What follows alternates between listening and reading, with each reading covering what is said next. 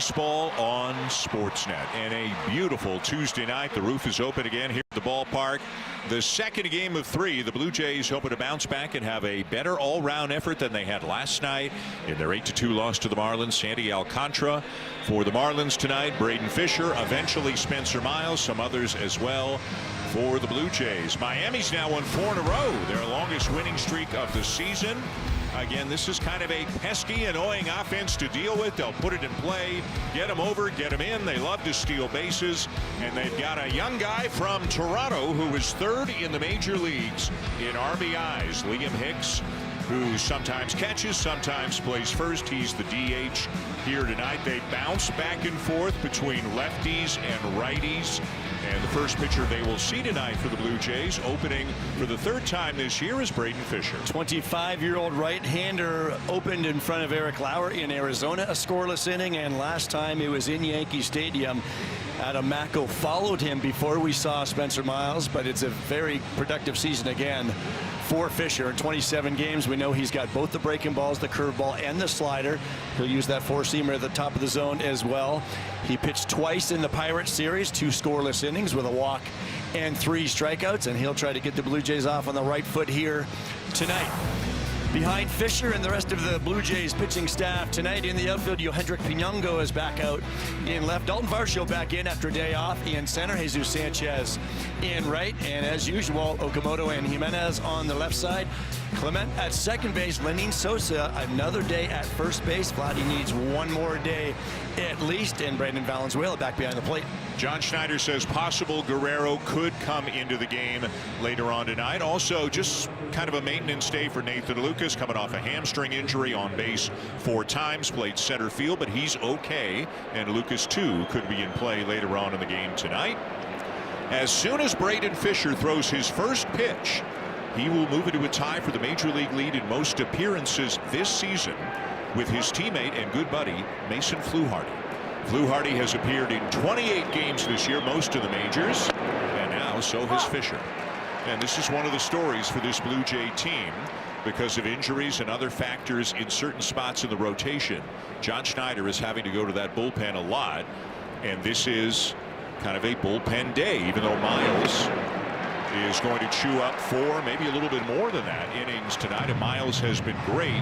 You're still looking at a game, Joe, where they're probably going to use at least 5 pitchers. Well, he has been outstanding since his rookie season last year, and John Schneider feels comfortable with him against righties and lefties. Been a little tougher, of course, on righties this season, but with those 2 breaking balls, has the capabilities of being very good against lefties as well. Between the slider and the curve, he uses those 2 pitches 77% of the time. A career 2.73 ERA for Braden Fisher in 79 appearances, and he makes very quick work of Xavier Edwards. Well, there is one of the breaking balls. This is the curveball, and he gets the chase from the Marlins leadoff hitter to get things started tonight.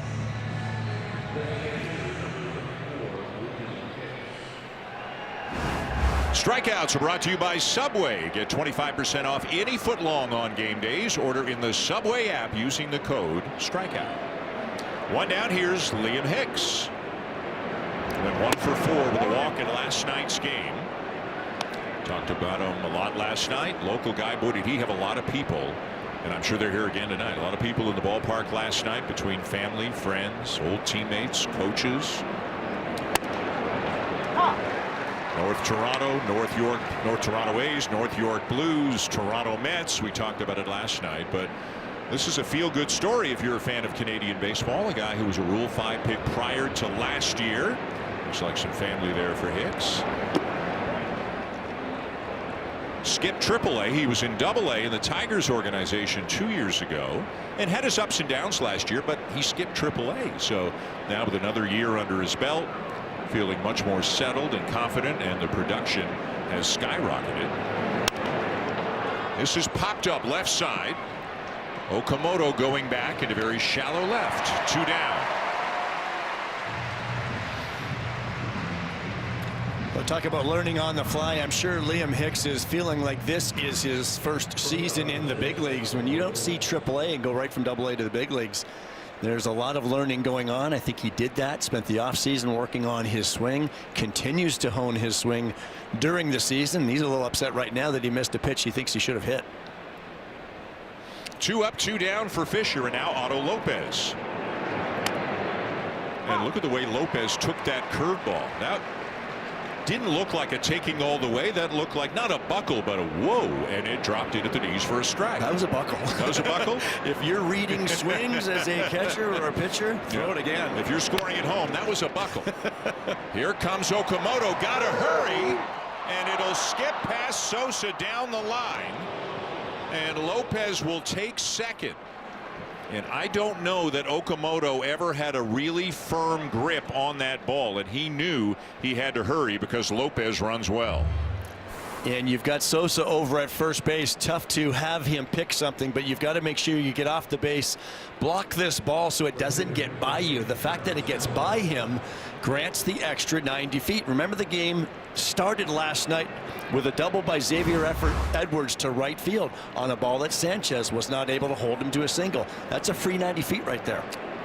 A 2-base error on Kazuma Okamoto, and now Kyle Stowers, the batter, the cleanup hitter and right fielder for the Marlins. Down low, ball 1. Defense continues to be a talking point this year for different reasons than it was, say, the last 3 years when the Blue Jays were consistently one of the best defensive teams in baseball. And when you're not hitting a lot, the defensive mistakes get magnified. Absolutely. That's the key point, Dan. If they're scoring 5 and 6 runs a game, we're not talking a lot about the miscues. Stowers went 2 for 4 last night, a couple of RBI doubles. One of them was the ball that Piñango didn't get to, the shallow fly ball in left. The other one he just poked down the left field line off Tyler Rogers. Didn't hit either one hard, but had a couple of extra base hits. This fly ball will take Piñango back a few steps. He'll make the catch. Fisher pitches around the air.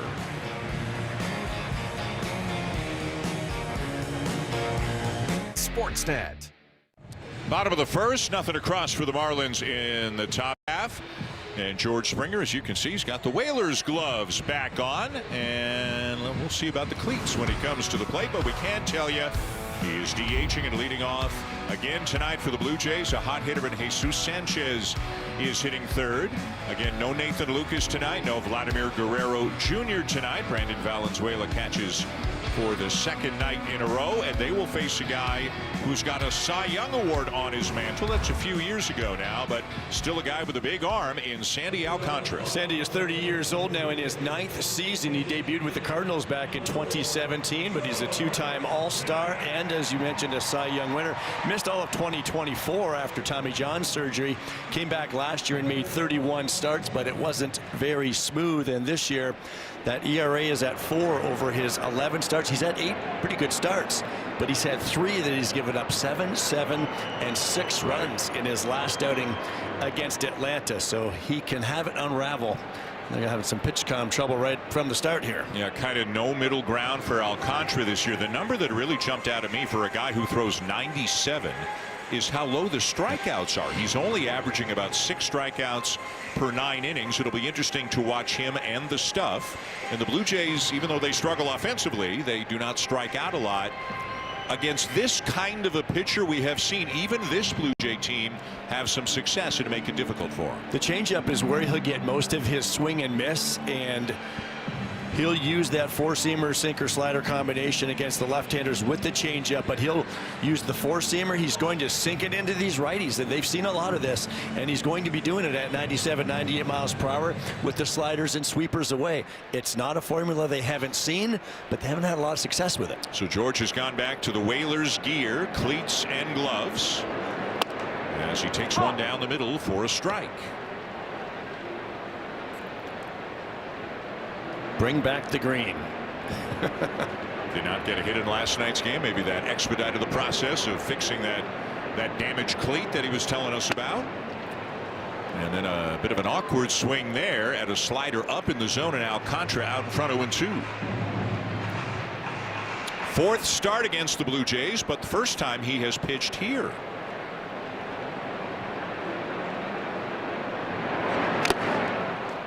Springer got a piece of it, a ball that was about 6 inches off the outside corner, and then that pitch got a piece of Joe Mack, the catcher. Alcantara's got a low arm angle, as you see there, but George, really never a strike, but good thing he got a piece of it just to stay alive. Way out there.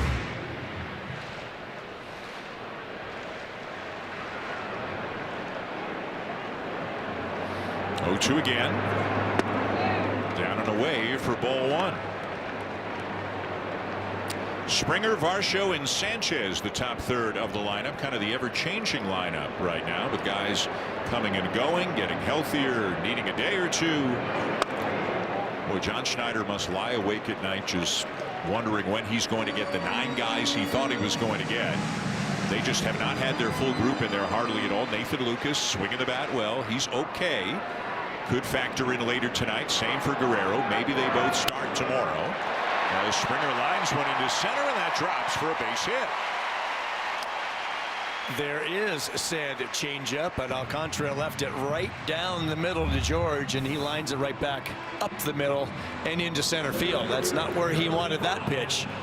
George has got the Blue Jays going early.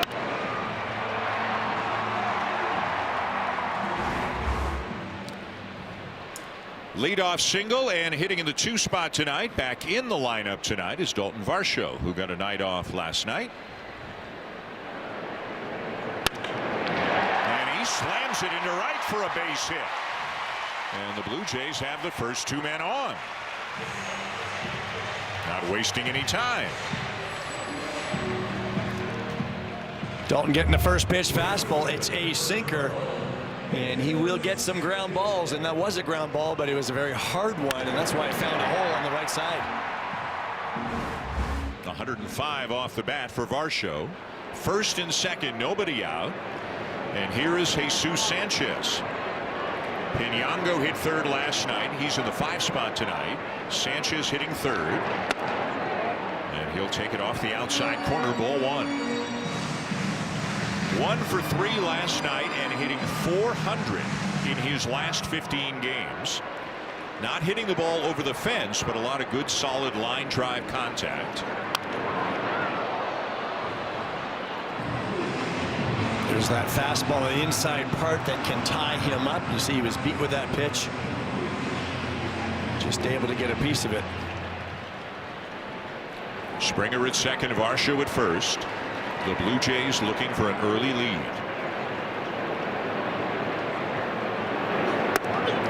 Inside, 2 balls and a strike.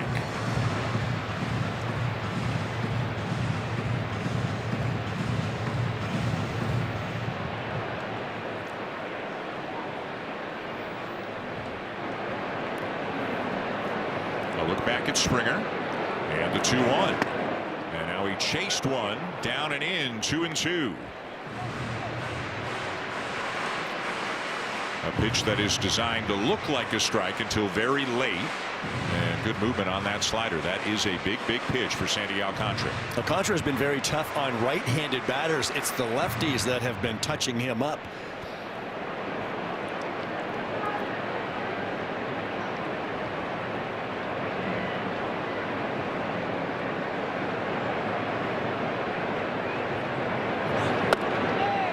Full.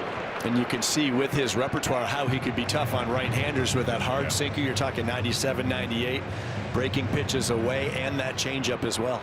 Okamoto next. The Blue Jays just 1 for 9 with runners in scoring position last night. Got an opportunity here early tonight. Meanwhile, Braden Fisher had a good top of the first. Looks like he may be going back out there to at least begin the second. And it looks like Spencer Miles is next. So we will see when that happens. Fisher needed only 12 pitches in the first, and that was with an error mixed in around the 3 outs. And strike 3 called. Good late movement on that 2-seamer to get him. That is such a good pitch to a left-handed batter. We have seen Blue Jays pitchers use this pitch. This is Dylan Cease's new favorite one, but that's along those 2 seams of the baseball. That's what gives it that action back toward the plate. Left-handed hitter, you give up on that because you think it's in, and it comes right back. Just a perfect pitch. One down, and the batter now, Kazuma Okamoto. Okamoto went 1 for 4 with a single last night. He's hitting just .215. Still the club leader in home runs with 10. 5 of them came in a 5-game span, but since then he's gone 17 games without one.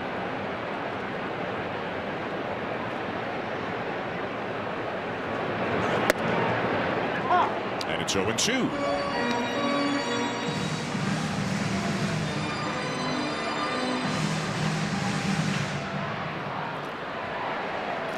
That's where, as a hitter, it's almost like he gets both wrong both times right there. Gets a slider right there, and then the sinker. And now Alcantara can try to expand the strike zone, but Okamoto wouldn't chase. If you go up looking for the 97, 98, that spin can fool you. That's okay, take it. It's strike one. But then you let a fastball go right down the middle, and now you're down 0-2 to a tough right-hander. And a swing and a miss. He strikes out, 2 down. Well, defensively for Clayton McCullough's Marlins, Heriberto Hernandez gets the start in left field. Jacob Marcy in center. Kyle Stowers DH'd last night. He's making his 7th start in right field tonight. He's made 21 starts in left field. Sanoja and Lopez, Edwards and Connor Norby at first base tonight. Joe Mack back behind the plate. Back-to-back strikeouts, so it's up to Yohendrick Pinango. And Alcantara jumps out in front of him, 0-1. That's a changeup at 93 miles an hour. And Pinango comes up empty on. The inning began with back-to-back singles, but since then a couple of strikeouts.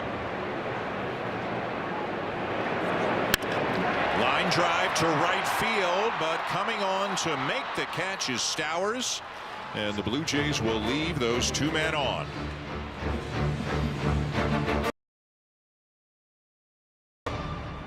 Generations.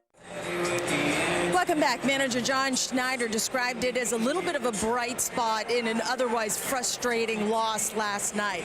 Tanner Andrews pitched a clean 9th, but what made that appearance memorable was that the 30-year-old did it in his major league debut, and Andrews spent almost a decade in the minor leagues, spending time with the Muck Dogs, Marlins, Hammerheads, Lumber Kings, Wahoos, Flying Squirrels, Emeralds, Giants, River Cats, Giants, Wind Surge, Fairy Hawks, and Buffalo Bisons. Andrews told me there were many times over his minor league career where he doubted last night would ever happen. I was always the guy that thought if a team doesn't want to sign me, then I'll just hang him up. But I really felt I was good enough and that I could eventually do it. Andrews credited his support system for helping him get through the tough times. And regardless of what happens from now on, Dan, his wife and daughter were here at Rogers Center to watch him pitch in the show. And talk about full circle moment. He did it against the team that drafted him, the Miami Marlins, in the 10th round in 2018. Guys. Hey, so thank you. Great stuff. It's always great to see a guy who's been working at it for so long get an opportunity. We'll talk more about Andrews in a moment. Here is Spencer Miles. So he comes in as the bulk guy, whatever term you want to use, to begin the 2nd inning. You know how good of a job he has been doing for the Blue Jays. Connor Norby will lead it off and chase that one, 1-1. Norby, the first baseman tonight, came over with Kyle Stowers in a deal for pitcher Trevor Rogers a couple of years ago. Originally a 2nd-round pick by the Orioles. As Miles misses away with a slider, ball 2. First of all, minor league team names are awesome. The best, aren't they? Flying Squirrels, Muck Dogs, Blue Wahoos, everything, the whole thing. It's great. How did Hazel get all of those in? That's awesome. And good for him, a guy who pitched in an independent league as recently as last year. You know, if you're 29 and pitching in independent ball, your chances of hanging around much longer aren't that great, and he has found his way to the majors. And I'm sure he's very realistic about it. Who knows how long he's here. They're going to have to make a move or two by the end of the week when Dylan Cease's spot comes up, but forevermore he can click on Baseball Reference, type in his name, and he's got a Major League Baseball page. 3-2, and it's strike 3 called. Norby looks like he's challenging. No, I think they're going to wait. Are they giving it to him? Yes, they are. This closer look is brought to you by Specsavers. And it's outside. A good challenge here early. Pitches a ball Miami retains their challenges. So Norby gets first base, and the Marlins still have both challenges. They appealed down to first base, and the first base umpire, Austin Jones, said he did not go, and that's when he challenged. First they went down to first, no swing. So a leadoff walk here in the top of the second, and here's Jacob Marcy, the center fielder. Went 0 for 3 with a walk in last night's game. Okamoto in at third. Marcy hitting just 195 after hitting 292 in 55 games last year. But he can handle the bat a little bit. He's got very good speed, and the infield has to be on high alert with these Marlins. They kind of model themselves after teams like the Brewers and the Rays.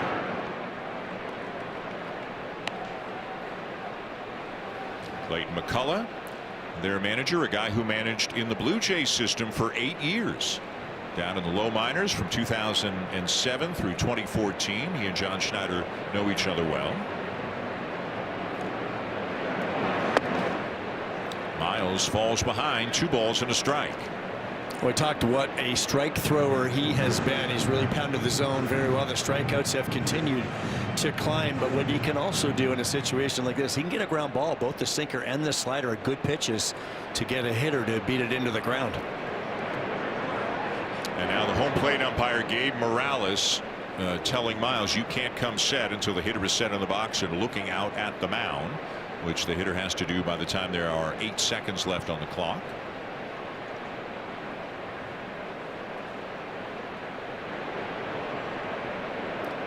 Two and 1 the count, and it's fouled back. 2-2.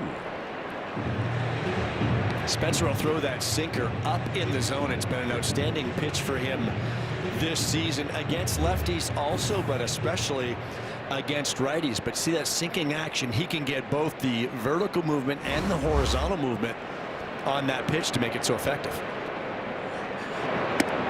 Curveball misses inside, and now it's full.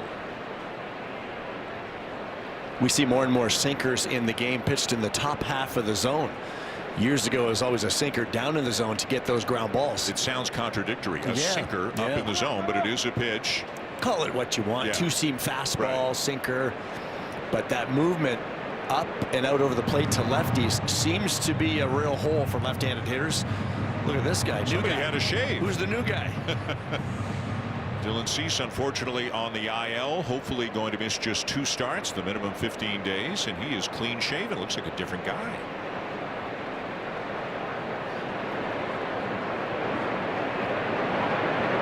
Soft toss over to first by Miles. There are the numbers on the sinker. He has called it. We heard it on the pregame show. His get out of jail free card. Like imagine you're playing Monopoly. You got to play a card. I'm in trouble. This is my card. The sinker is his get out of jail free card. There goes the runner, and it's hit foul up the first baseline. And what that means is you've got a pitch that the hitter could know it's coming, but I believe in this pitch so much because of what I described it as. Got a little vertical movement to it going down, got a little horizontal movement going away to left-handers. So here it is, hit it if you can. Feel like you can throw it at any time. Tough to square up. Looking for his first out, a leadoff walk, and now a full count on his second batter. Runner goes again, and the 3-2 again hit foul. Whoa. And he screamed that one into the first base dugout, and it looks like fortunately everybody got out of the way. Curveball from a right-hander is going to keep coming in and in some more to a left-handed batter. You talk about pulling a ball. Wow. Jeez, that got somebody, didn't it? Brandon Valenzuela looking on with concern. It looked like it got him in the hand or arm. The second throw over, second disengagement, so that might allow Norby to get a bit bigger of a lead. And you can see from the throws over, Miles is not really looking to pick him off. Hold the ball as long as possible here, maybe.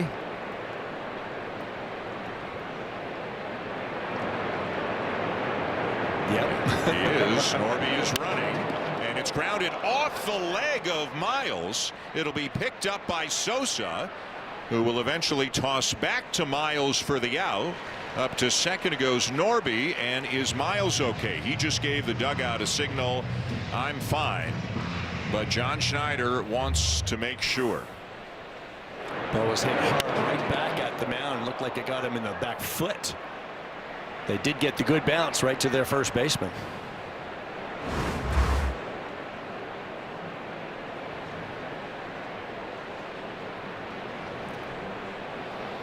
And they're going to watch him throw a couple of pitches. This team, it just seems like they can't go more than about 24 hours without some kind of a health or physical or injury concern.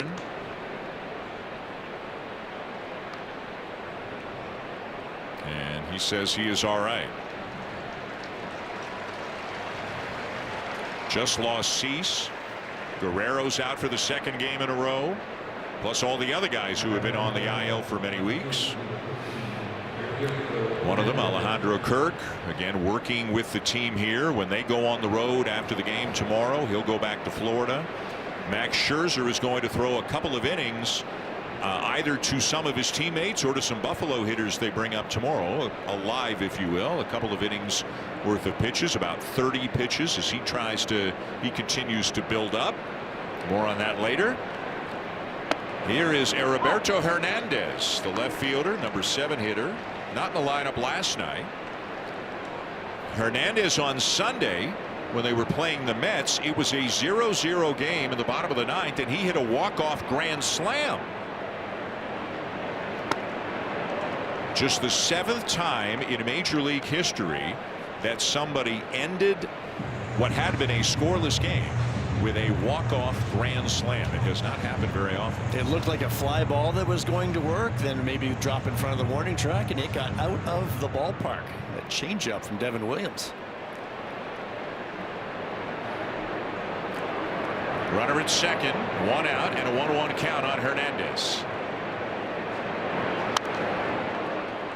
Hitting just 193. Started the year with the Marlins, got sent down, came back, has been better since, but the overall numbers still not impressive. Under 200 on the season.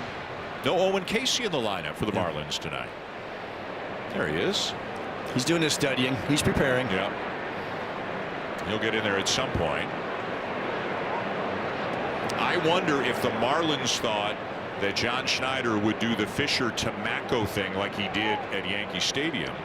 So they had Hernandez in there to get one at bat against the lefty, and then they would flip Casey in there later. But now he might be in there pretty soon. Yeah, it kind of looks like it. Upstairs, 2-2.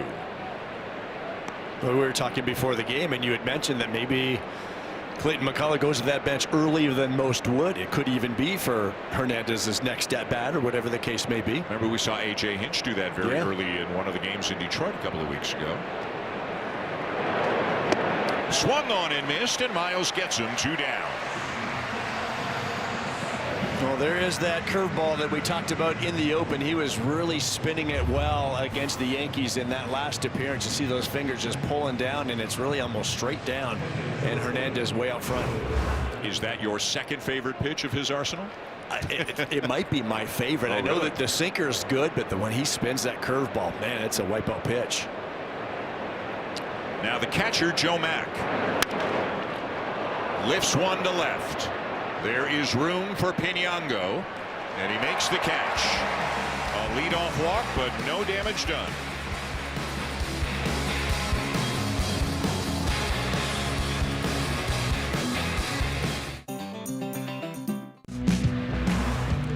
A pair of Western Conference Finals continue tonight. The Golden Knights 1 win away from the Stanley Cup Final as they host the Avs on Sportsnet.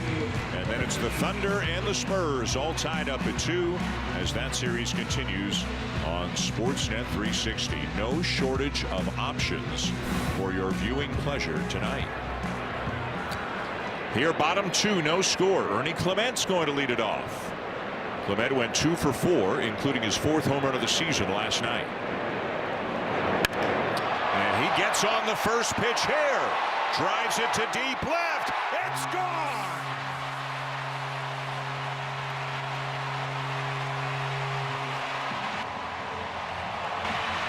His second long ball in as many nights, and this one gives the Blue Jays a 1-0 lead. This one was Ernie Clement-esque. A sinker well above the top of the zone, and he got the barrel to it and drilled it into the Blue Jays bullpen.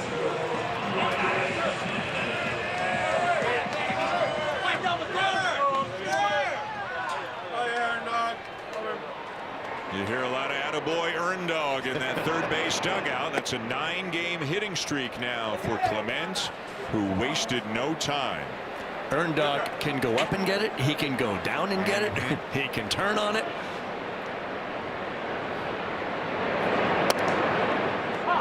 One and one, the count on Andres Jimenez.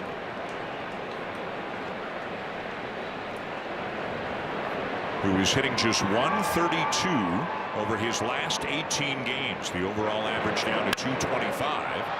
He hits this one in the air, down the left field line, into the corner, and it is caught down there in fair territory by Hernandez for the out. Well, Ernie Clement, we know, will expand the zone. Not so much outside, but if it's up or down or in, he can handle it. And we have seen that time and time again. And right when he hit it, you knew that it was in the air. The pitch was high, flattened out the swing at the top. Put it right in the bullpen. What a catch. Brandon Valenzuela lines one to first, and quickly out number 2. Let's see how high this pitch was. Again, as you know, Ernie Clement can make solid contact on pitches that most other guys don't even make any contact on. Well, we know what he's trying to do. He is trying to pull the ball with authority, and when it's up in the zone like that, he has a good knack of flattening that bat out, and that's how you do it on a ball that high. Now Lenyn Sosa getting another start at first base with Vladimir Guerrero Jr. out of the starting lineup again. Sosa went 1 for 3 last night, had a single, and also drew his first walk of the season. Looked like Joe Mack, the catcher, thought that was going to be called a strike, but it's low, ball 1.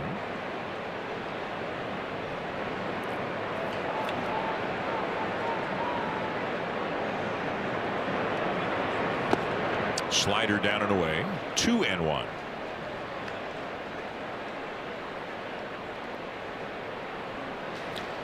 The 9-game hitting streak for Clement now. He's hitting .429. .429 in that stretch.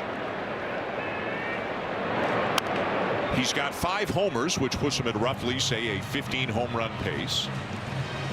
And he is tied for the major league lead in doubles. He's been about as good an offensive player as the Blue Jays have had this year. An extra base machine with those doubles.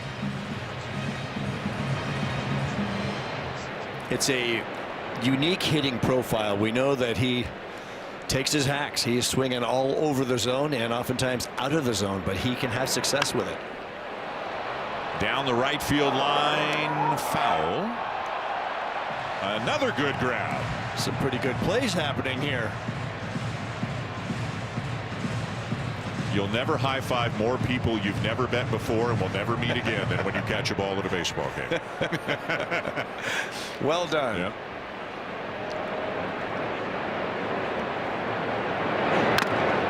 Tied him up, and he fouled it off to stay alive. You see how that sinker runs in on a right-handed batter. That was running in off the plate, so it's especially hard to handle. Good movement.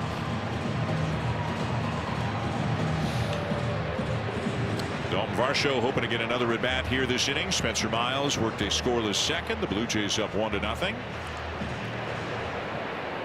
As Sosa digs back in.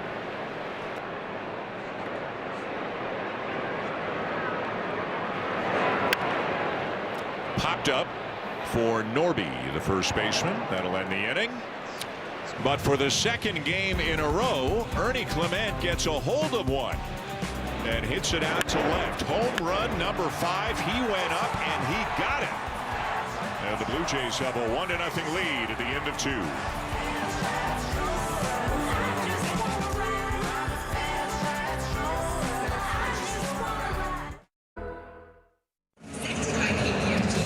Welcome back to the Rogers Center. I'm here Schneider's porch where I had a crystal clear view of Earn Dog's homer right behind me. And speaking of dogs, it's another Looney Dogs night presented by Schneider's. You never know what you're going to see up here. The one thing you do know is that the Looney Dogs count is going up and up and up. Last homestand, Jays fans consumed over 90,000 Looney Dogs, bringing the season total up to just shy of 400,000. That means we're well on pace to hit the 1 million Looney Dog mark by the end of the season. Now, I might have contributed to that myself with a Looney Dog or two. I can't resist them with all the mustard, of course. So make sure to check it out the next time you're at the ballpark. Dan, you owe me like at least 5 Looney Dogs for big leaguing me at batting practice today. I did kind of big league here at batting practice today. I apologize, Anna. It will not happen again. It is 1-0 Blue Jays top 3. I met a young fan named Connor today, 9 or 10 years old. Blue Jay fan, was down behind the plate or behind the cage at batting practice, and I said, Connor, you know it's a Looney Dog night, right? He very politely, quietly said yes, and I said, you know you have to eat 4, right? Like, those are the rules. And the eyes just got kind of big, so I don't know how Connor's doing down there. But give it your best, Connor. We're counting on you. Ground ball to second, and Javier Sanoja is retired for the first out. Well, this is a good inning for Spencer Miles to get back tighter in the zone. We don't normally see him missing away so much as we saw in that first inning, but now he's got his feet underneath him and ready to get after it.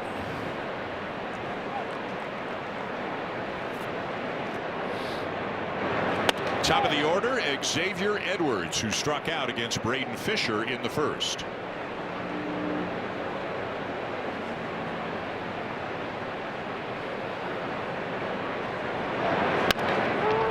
He hits a ground ball backhanded by Sosa. 3 unassisted, 2 down. That's the get out of jail free card right there. It's the sinker, and I chuckle when I say that, but I exactly know what he means.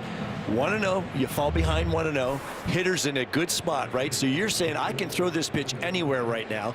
Throws it inside, gets a little movement coming back, and really kind of jams him up on a 1-0 pitch that a hitter should be in aggressive mode, right, looking for the fastball. Now you leave it in the middle like any pitch, it can get hit, right? But I think that's the pitch that if you do leave it in the middle, he's still confident that because of the quality of the pitch and the movement of the pitch, he still trusts that it's going to work. And I think trust is the key word there. That's why he calls it what he does. Liam Hicks, DHing tonight, popped up in his first at bat.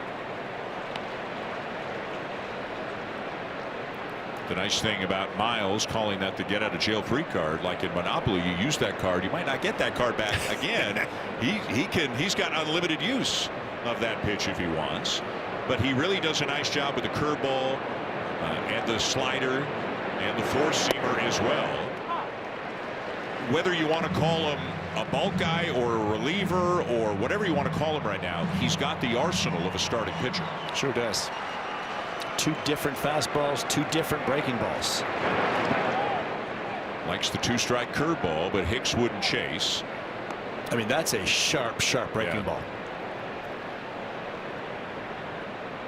He threw 63 pitches his last time out. John Schneider said there or maybe a bit higher. They want to be careful with the pitches in the innings. I think he just played that get out of jail free card again. Sinker. Yeah, sinker in on the hands of Hicks. 3 ground ball outs for Miles.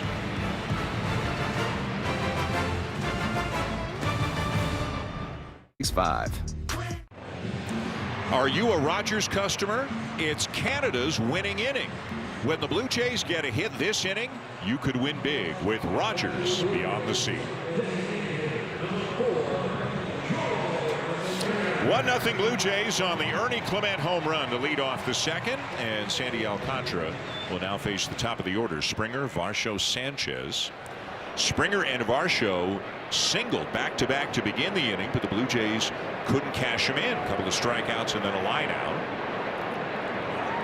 And that inning, Joe, was so reminiscent of so many innings for the Blue Jays this year. They get their hits, but most of them are singles. They don't do a great job with runners in scoring position, so it's tough to get runs sometimes. Here's Springer lifting one deep left field. Caught right in front of the wall by Hernandez. 1 down. Well, George has had some very good swings, and he got this one maybe just toward the end. It looked like he hit it pretty well, but just not enough to get it up and out of the park. But it was a very good balanced swing, and he was all over Alcantara's slider. Roof open. He may have thought he got it. Not quite enough. One down. Here's Varsho, who pulled one through the right side for a base hit in the first.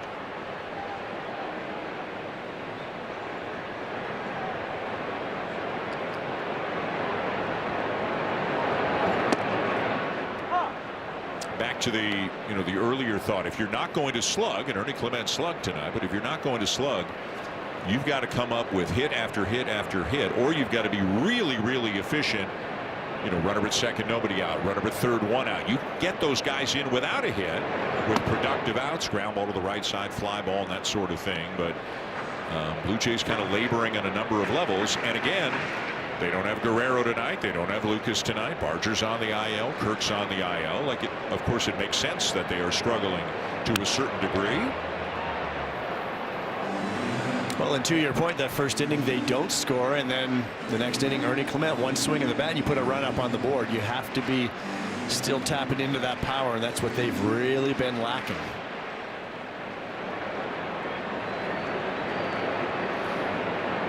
Alcantara had 1 and 2 on Varsho, who fouls it back.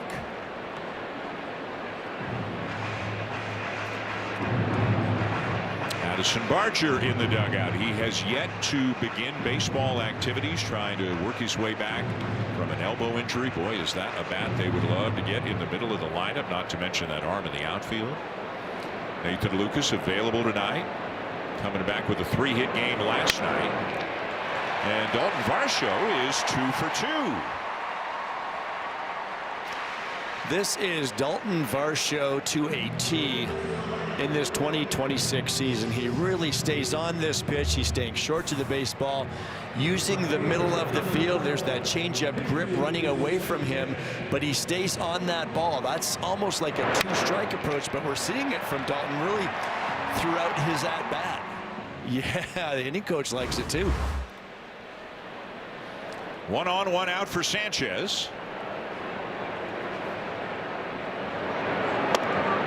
Swing and a miss by Sanchez, who was called out on strikes with a couple of men on in the first.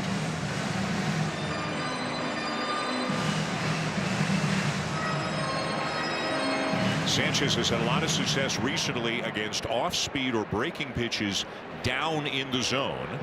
Fastball's up like a lot of hitters, giving him more trouble. Here's a fastball that got a lot of the plate, and he's hit it well to the opposite field, and it's off the wall. Varsho heading for third, and Sanchez into second, standing up just ahead of the throw. Must have had a good feel for the timing on that play. Second and third, 1 out. Well, you had just said they've been attacking him up at times. This one was down, and did he ever hit this baseball hard? It goes off the top of the wall in left center field, and Varsho had to kind of wait around that second base bag just to make sure Hernandez did not catch the baseball. Once he saw it go off the wall, that's when he got the read and took off. But right here, looked like the left fielder could still make this play. We got to make sure, and that's why he's standing at third. And now Kaz Okamoto lines one off the glove of Sonoha into left. In to score on the play is Varsho, stopping at third. Sanchez, that'll be an RBI single for Okamoto. It is 2-0.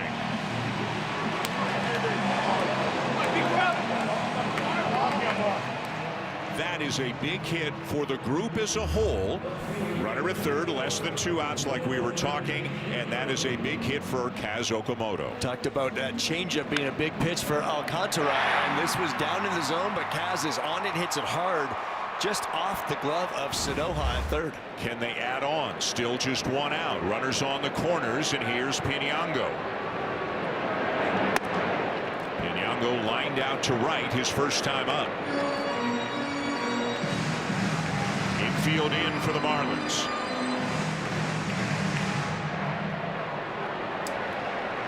Two runs on 6 hits already.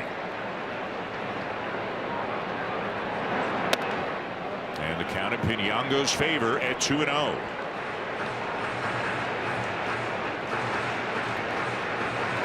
Alcantara has stayed away from him. We have seen Piñango take pitches hard to the opposite field. Just get it deep enough somewhere to get another run home. Oh, it looked like he was taken all the way, or had he called time, but it wasn't granted. But yeah, something that's what went it was. wrong there.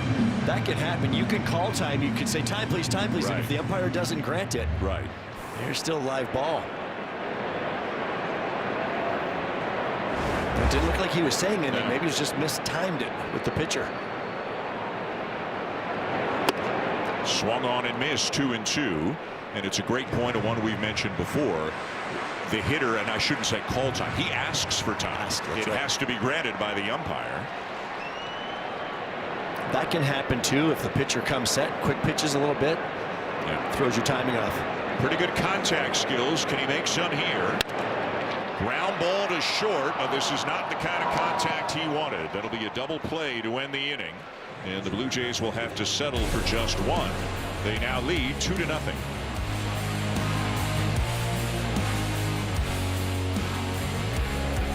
Forget framing. Better Together is brought to you by Heinz, because a hot dog just isn't a hot dog without Heinz. Here at Rogers Center on a beautiful Tuesday night, the Blue Jays have a 2-0 lead. Huge crowd. Looney Dogs night here at the ballpark. Spencer Miles entering his third inning. Braden Fisher worked the first.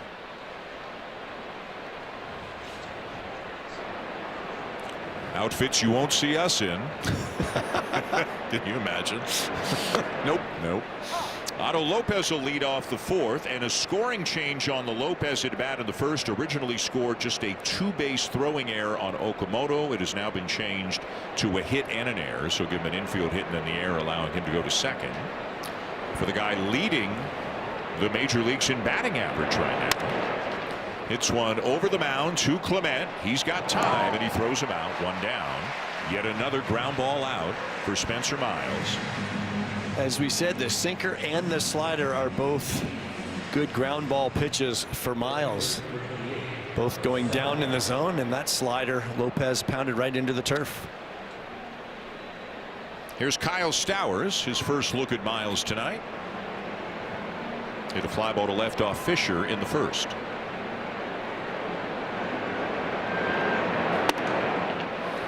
In there, 0-1. A strike thrower with 4 pitches who gets ground balls, and from everybody's description is about as confident and competitive as they come. The Blue Jays have something here in this Rule 5 draftee from the Giants organization. As you probably know, had barely pitched because of injuries. I think a lot of folks in the Giants organization were shocked that the Blue Jays took him. Pete Walker's thrilled about it, but the Blue Jays really appear to have themselves a find here. You know, back in the old days, you and I were talking about this in New York. You know, back in the old days, probably one scout would have gone to Arizona with a radar gun, watched him pitch, gotten on the phone to somebody above him and said, I think that we should consider this guy. This guy looks pretty good. I did a little digging. It's a whole different process right now. A lot of people were involved in the Blue Jays taking Spencer Miles. It starts with a little technology, a scouting model used to evaluate pitchers. How does his stuff, the shapes of his pitches, the velocities, and so on work out? Multiple people put in scouting reports. And then in what they call the pro scouting department, there are multiple people who are in charge specifically of the Rule 5 draft, which happens every off season as that is taken down and in. And is it worth taking a player? As John Schneider said today, teams that go to the World Series rarely, if ever, take a Rule 5 player because you've got to keep him on the roster all season long. So they had to be really convicted in this to make this choice. 3-2, a swing and a miss to get him. 2 down. So you've got people in the pro scouting department who specialize in the Rule 5 draft, and they're kind of nudging the people above them. Hey, don't forget about this guy. We know he's only pitched 14 2/3, but don't forget about him. And then Justin Lair, who is the Blue Jays director of pitching, minor leagues and major leagues, he was with the Giants when Miles got drafted by them out of college. He knew Spencer, knew the stuff, and maybe more importantly, knew Spencer Miles, the person. And how often have you heard John Schneider talk about Spencer Miles, the person, the composure and the competitiveness that he has? A lot of people. It's a much more intricate process than it used to be, and I'm sure a lot of people, and rightly so, feeling pretty good about acquiring Spencer Miles. And when you watch him pitch, you see that. I see a fearless pitcher willing to throw any pitch in any count, and it's almost like you can see him saying, here's my stuff, hit it if you can. That's the confidence he exudes on the mound because of the stuff he has. A foul back by Connor Norby to stay alive. You know, and it's a down the road conversation. What do they do with Miles beyond this year? Do they try to build him up into a full-time starter in the offseason? Right now he's giving them multiple innings in a bulk role, innings they desperately need. And not only is he giving them innings, he is giving them top-notch innings. 3 scoreless so far here tonight. He has not given up a hit yet. Struck out 2 here this inning. At 1. Well, if you ever wondered if Ernie Clement is doing things that really no other major league players do, here is another example. Look at how low that ball is, the home run that he hit at Yankee Stadium last week. Look at how high this ball is, the home run that he hit tonight. The 4th highest pitch hit for a home run this year, and the 4th lowest pitch hit for a home run this year. Both belong to Ernie Clement. Went after a breaking ball here, and he pops it up for Edwards.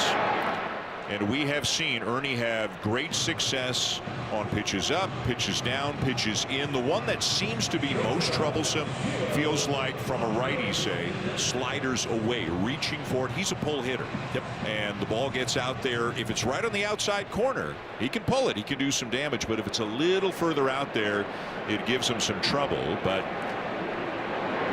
as Ernie has told us, the reason he thinks he's been so successful here is the Blue Jays have let him be himself. They're not trying to change him and saying, well, you can't do this and you can't do that. They're letting him be Ernie. His aggressive nature, he feels that's what makes him the hitter that he is.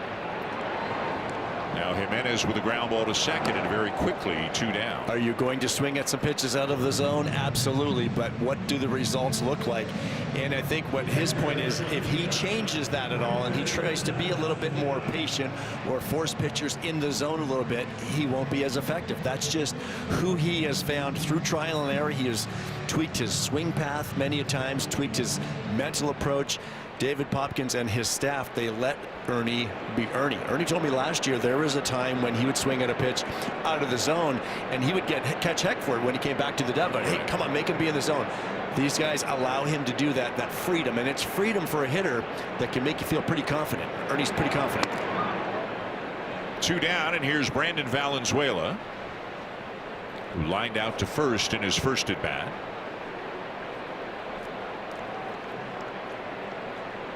And a challenge coming here from the Marlins catcher, and it's another good one. We are not.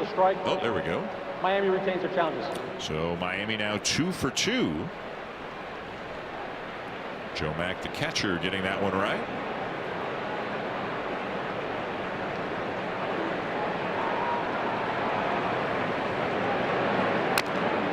Quickly 0-2 on Valenzuela. Another good swing from Brandon. Lined that ball to the first baseman his first time up, but he looks very controlled in the batter's box. And what I mean by controlled is just really good balance. It looks like he's getting a very good look at the pitch. Shorten up a little bit more with 2 strikes here with that stride foot. Out of play. Tough pitch to get to, 98 up there.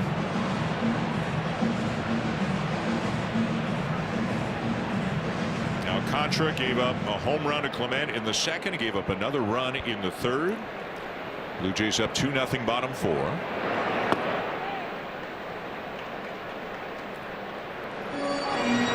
He doesn't look jumpy in the box. That's what I mean. Very controlled. Yeah. Early in the count and also late in the count.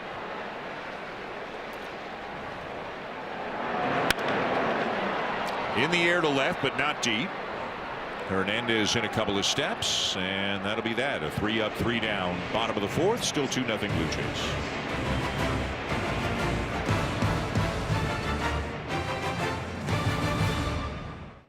The quicker picker-upper. Welcome back to the Rogers Center and the outfield district. I'm in one of the best places to catch the game at the ballpark, and that's the Catch Bar, of course. And Toronto weather is finally in summer mode, which Jays fans have waited so patiently for. It's the best time of the year because the dome is open, and right here the vibes are quite literally through the roof. You get a great view of the ball game as well as a great view of the city skyline. So post up at the Catch Bar, grab a drink, and enjoy a night at the ballpark. Dan, I think I'm going to add a beverage to my list of demands to rekindle our fractured friendship now. That's fair. Now you're talking. And not only enjoy a night at the ballpark, enjoy a day at the ballpark. It is a day game tomorrow. 1 o'clock start, 1:07 first pitch to be exact. Little getaway day for the Blue Jays. They'll hop on the plane tomorrow night and head on down to Baltimore to take on the Orioles for the first time this season. And after tonight, 7 of their next 10 are going to be against Baltimore. The Orioles struggling this year. A game behind the Blue Jays in the standings, but they're up 6-1 on the Rays, bottom of the 5th tonight. Blue Jays will see their old friend Chris Bassett. Don't know if they will face Chris Bassett. He might be the one starter they don't see in the 4-game set. Jacob Marcy, the center fielder, leads off the 5th for the Marlins. It was Marcy who hit the sharp ground ball off the foot, it looked like, of Miles. Ricocheted to Sosa, who then fed Miles at the bag. So a 1-3-1 put out.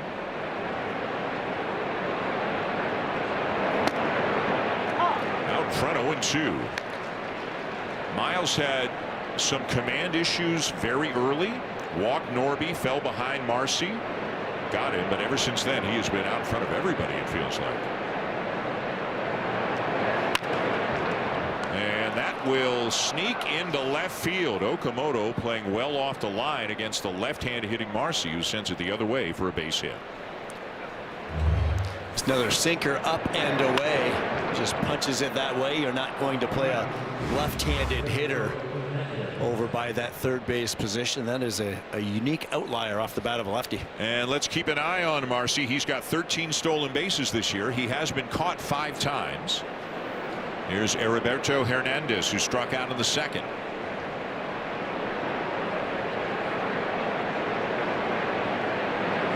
And the Blue Jays obviously well aware of the threat that Marcy is. Miles has done a decent job controlling the running game and trying to give his catcher a shot. And if you give Brandon Valenzuela time, he will do you the favor and throw a runner out.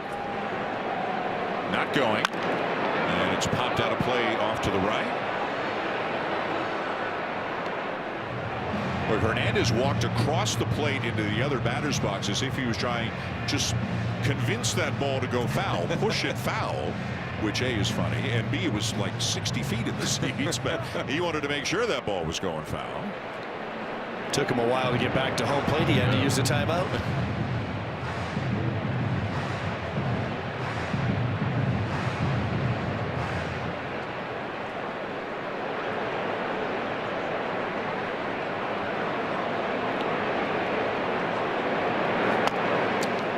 Miles threw 63 pitches in his last outing at 46 now. Reasonable to assume maybe 70 to 75. I wouldn't think beyond that. All those injuries, Tommy John surgery, back surgery, such limited innings in recent years. They want to be careful with him. There goes the runner. Pitch taken for ball 2.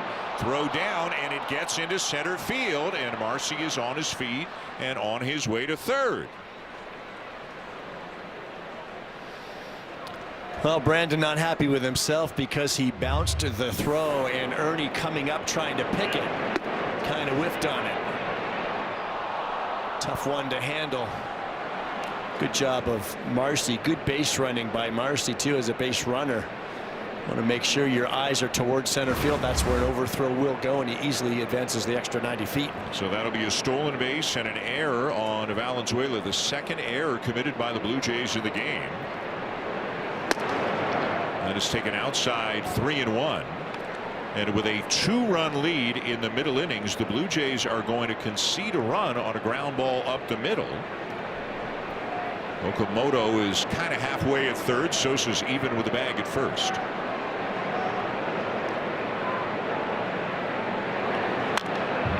Full count. If this is later or it's a 1-run lead, maybe the infield is in, but you're good with them the way they're playing it right now? Yeah, 2-0 ball game. You give up a run here. It's still only the 5th inning. What you don't want to do is bring the infield in and allow perhaps a base hit and allow Miami to get an inning going, a bigger inning going. Ground ball in the hole. It's short. This will score a run, and it will be a base hit for Hernandez. It is 2-1. Good speed up and down this Marlins lineup, and that's what got Hernandez an infield hit right there. As soon as he hit it, this was going to be a tough play for Andres Jimenez, deep in the hole at short, ranging to his right, and then the off-balance throw just can't get enough on it. Still nobody out here in the top of the 5th, and the batter is Joe Mack, the catcher, who flied out to left in his first at bat.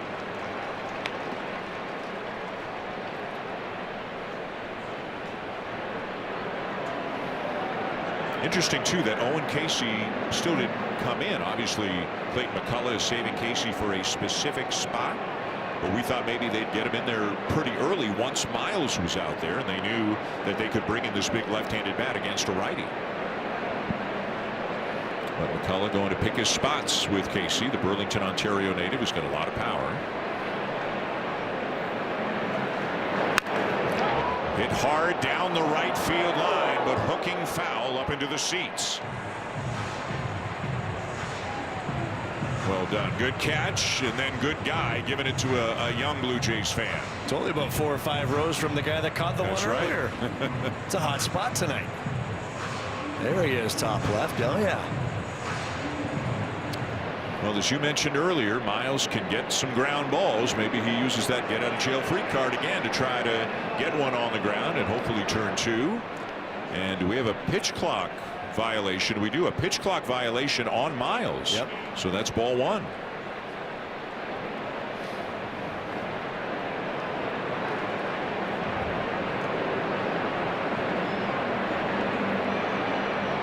Hernandez the lead. Not going, and a ground ball to Sosa.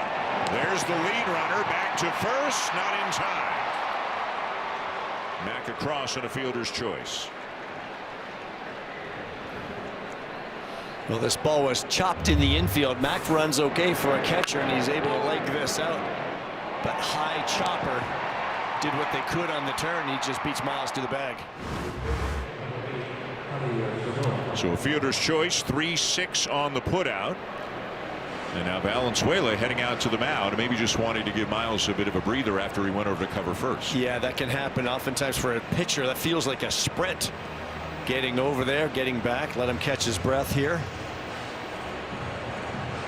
With the stolen base and the error on Valenzuela, you almost concede that run, but as I said, you keep the infield back, you try to keep it contained. Give them the 1 run, and you're still up 1 if you can get out of this. Nobody is up in the bullpen. Miles now at 53 pitches through 3 1/3. Remember, Braden Fisher worked the first inning tonight. John Schneider going right from him to Miles. Here's the number 9 hitter, Javier Sanoja, but don't take him lightly. This guy is dangerous. Hit the Blue Jays very well last year, had a couple of hits last night. Line drive, center field, and down for a hit in front of our show. Up to second on the play goes Mack.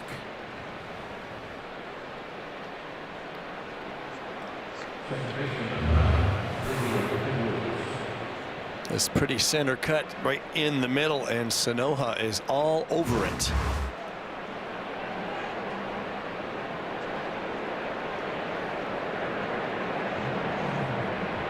So first and second, 1 out, and now back around to the top of the order. Xavier Edwards 0 for 2. 0 for 1 against Miles on a ground out back in the 3rd. Edwards has speed and can handle the bat, hitting over 300.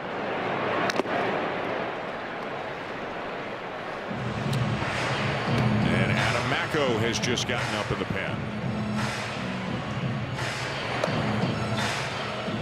Lefties hitting 2, 4, 6, and 8 in this Miami lineup tonight.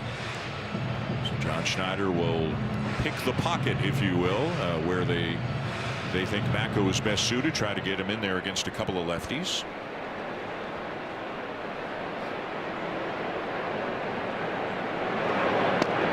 Curveball in there, and it's 0-2.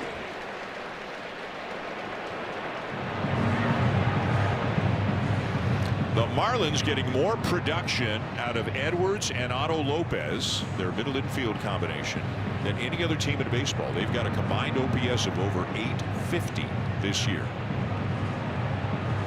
Maybe not the biggest names in the sports, but very productive. They're not the biggest names in the sports because they haven't been doing it for a long time, but if they keep doing this, their names become more and more popular. 0-2. Taken high, ball 1.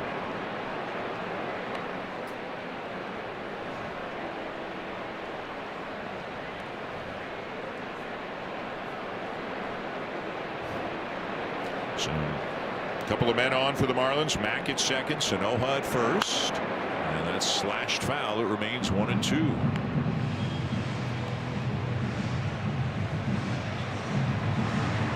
Lopez a couple of spots away. Liam Hicks is on deck.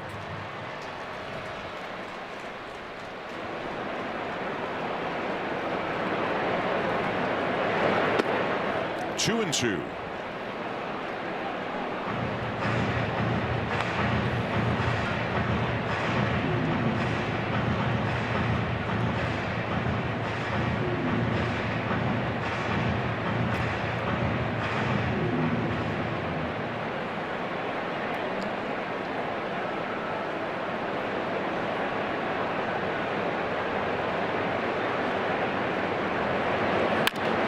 Ground ball to second.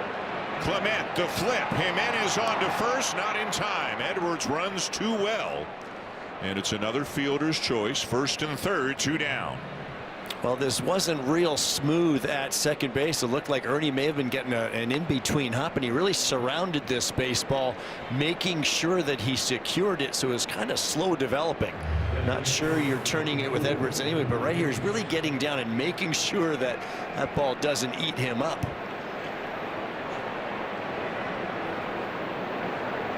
So first and third, 2 outs. Miles will stay to face Hicks. Mako has been up. He's still throwing. The lefty out in the pen.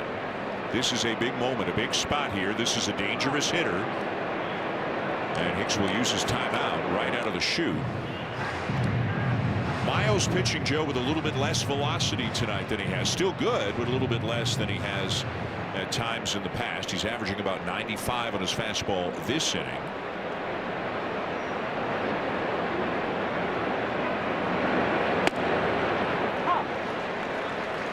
Front 0-1.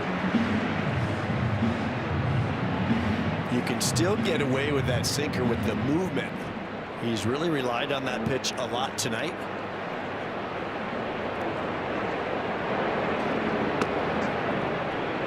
Ball and a strike. He got Hicks to ground out in the third.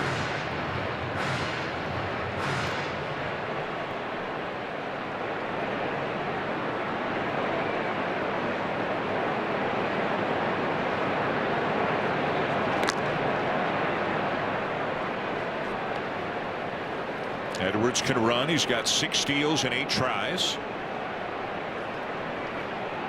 Interesting if he does go to see if they are going to throw through anytime during this at bat. There it goes. And it's grounded to third. Okamoto sets his feet, throws, and gets him. Close over at first, but a good play by Okamoto, and just 1 run across for the Marlins in the 5th. It's 2-1 Blue Jays as we get an update with Jamie Campbell. Thank you so much, Dan. It's the in-game tracker brought to you by Bet365. Off we go to Oriole Park at Camden Yards. Samuel Basallo with his 8th home run of the year. Baltimore won in 13 yesterday. They're leading Tampa Bay right now 6-1 in the bottom of the 6th. Meanwhile, the Yankees are in Kansas City, and this is Anthony Volpe with his first home run of the season.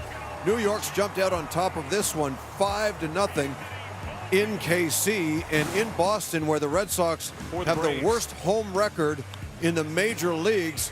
Watch Michael Harris II bring home Austin Riley.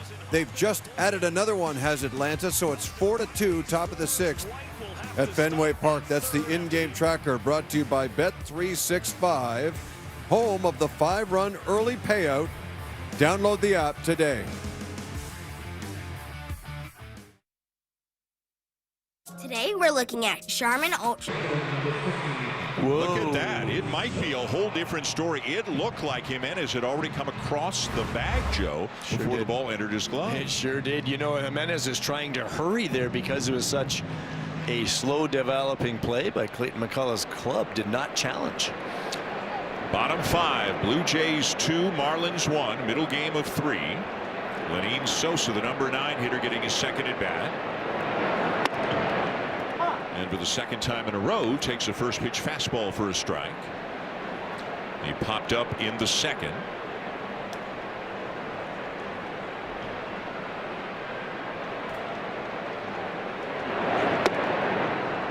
And he takes another fastball for a strike. That time a two-seamer. It's 0-2.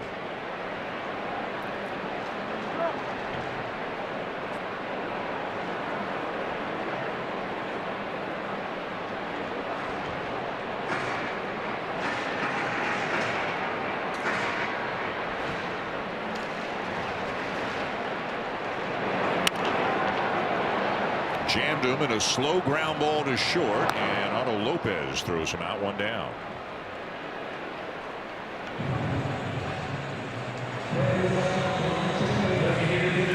So back around to the top of the order now for George Springer. Had a base hit in the first and then hit one to the wall in left center, but caught by Hernandez. That was in the third. So George is 1 for 2.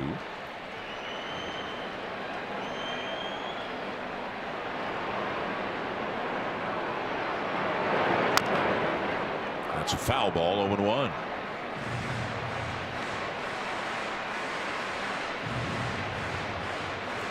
Well, if you're a right-handed pitcher with a good slider down and away to right-handed batters, you can make some money in this game. Absolutely. And it's good when you do have that four-seamer sinker to go with it. Ooh. And then he runs it in on Springer. Now that was a changeup. That's the good news. It was still 90 miles an hour because Alcantara throws so hard. But right away, Springer signaled to the dugout that he's okay. He's got a big smile on his face, so all's well that ends well.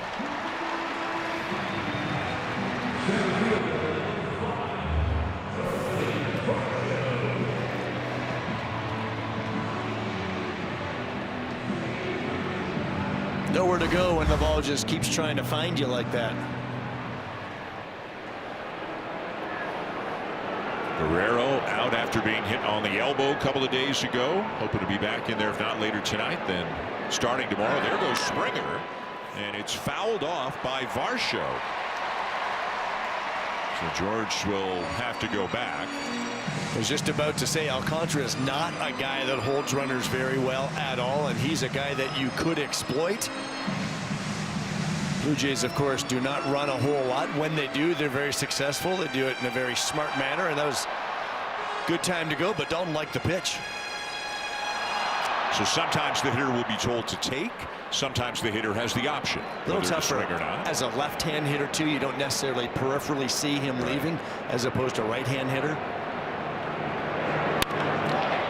This is hit hard down the right field line. Foul. Same guy. The same guy caught the ball. Have a night. And he's giving this one away. Come on over here. There you go. There you go. A night at the ballpark. What are the odds of the same guy catching 2 balls in the same game? He brought his glove, but he made both plays. Right. Those are coming in hot from left-handed hitters. And now Varsho strikes out, 2 down.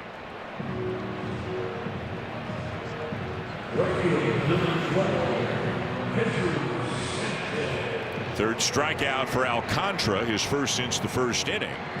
And that'll bring up Jesus Sanchez, who struck out in the first and then doubled high off the left center field wall in the third.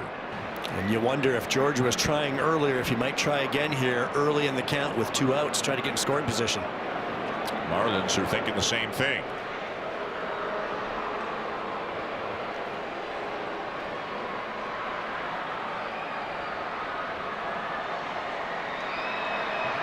He's a big man. He's 6'5", and it's tough to get that delivery going quickly. Big leg kick. Alcantara maintaining his velocity, 98. Remember, Sanchez is a former Marlin, right? He was teammates with Alcantara. He knows all these guys. Maybe that's why he's smiling. Alcantara's not.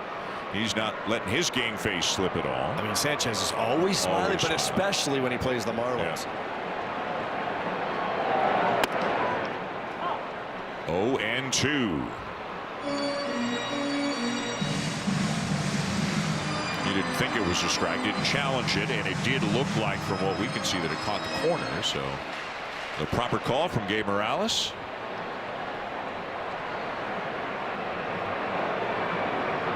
Springer's getting out there, but not going. And that's ball one. Sanchez looking out there like, no, you can't go out there again. I think he's going to stay up in the zone, though, and the fastball's last at bat gave him trouble up there before he doubled on that fastball down in the zone. There goes Springer, and it's ripped foul.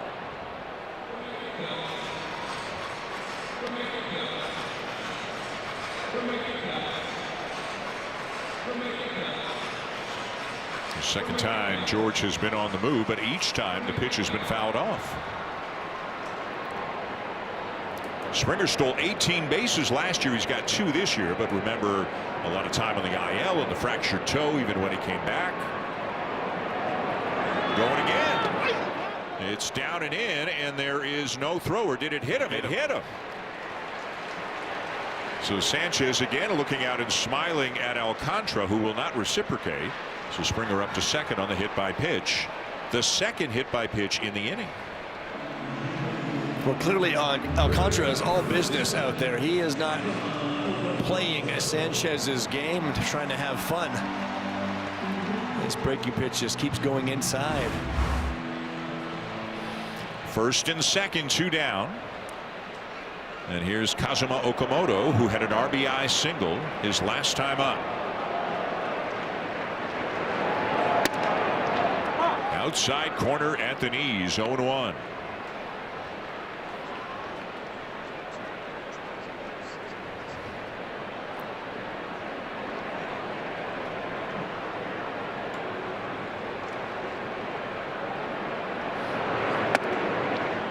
And at the top of the zone, 0-2. So a couple of tough spots for Okamoto. That one up and in, caught the plate. The first one down and away, but caught the corner. Boy, that's using the whole zone, isn't it? Now does he try to get him with a slider away? I think he's coming in. Swing and a miss. Looked like maybe a change up there, and it was down low. He strikes him out, and the Blue Jays leave a couple of men on. Good defender. He said you don't necessarily enjoy watching a guy have success after he leaves your organization, but Schneider is happy for Lopez because, as he put it, he is an awesome dude. So it sounds like, Dan, timing just wasn't right for Otto Lopez as a member of the Blue Jays. Guys? Hazel, thank you. Yeah, one that got away. He wound up with the Giants in February of 2024, but then they put him on waivers in the first week of the season, and the Marlins claimed him. So he was barely a Giant, and obviously didn't find his footing there, but boy, has he ever. The last couple of years he has turned into a really good player. You made the comparison to Ernie Clement, a guy who went through Cleveland and then Oakland, and he wound up with the Blue Jays before Clement really got it going in the big leagues. Could be maturing late, could be learning and taking more time to figure things out, especially at the big league level.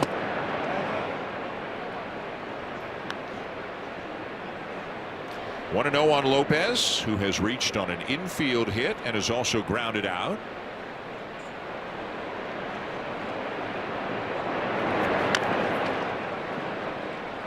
Three, 4, 5. The left-hand hitting Kyle Stowers is on deck, and then the right-hand hitting Connor Norby. Again, Clayton McCullough has basically alternated lefties and righties all through his lineup.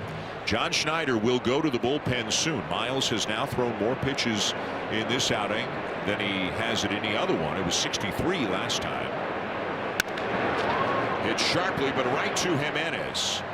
And that's a dangerous hit to retire. A big first out. Guessing it's for Stowers, no? And here he comes. Yeah. There's the move. I think he wanted to try to keep him under 70 in that upper 60 limit. So what can you say about Spencer Miles? Another good one. 4 1/3, 66 pitches. He gives up just 1 run. He just keeps on impressing. He just keeps on performing. He certainly had that sinker going tonight, and he's got 4 good offerings that he can lean on, and that's why he looks like a good future starting pitcher.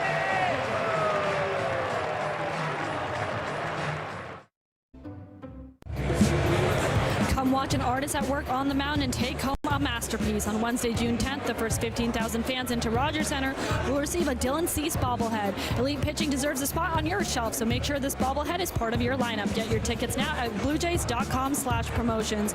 We might have to update this bobblehead, though, Dan. He's missing his mustache now. I didn't even recognize him today. I was going to say clean shaven now, but the bobblehead still has the familiar mustache. Well, Adam Macko cannot complain about not getting enough work here in the big leagues. This is Kyle Stowers, who sends a fly ball to left center. Varsha to play 2 down. This is Macko's 9th day. 9th day in the major leagues. The Blue Jays have played a game on all 9 of those days. Joe, this is the 6th appearance already for Macko. And it started very busy, pitching in 3 of those games in the Bronx at Yankee Stadium, including his major league debut. Came in last night. He did record an out, but he gave up a couple of base hits, including an RBI single to his Team Canada teammate Owen Casey. A strike to Connor Norby.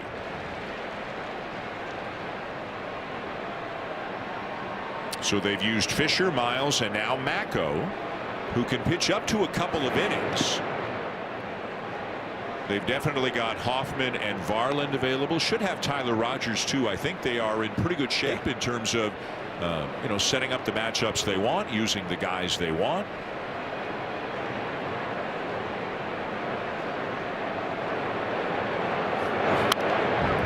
One and 2. And speaking of Hoffman, he's up already.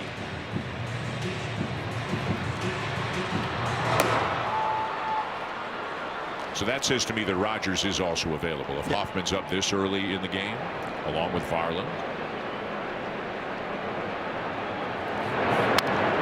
Fluharty has pitched each of the last 2 days. They have not used any reliever 3 days in a row this year, so we would assume Fluharty is down, but you never know for sure.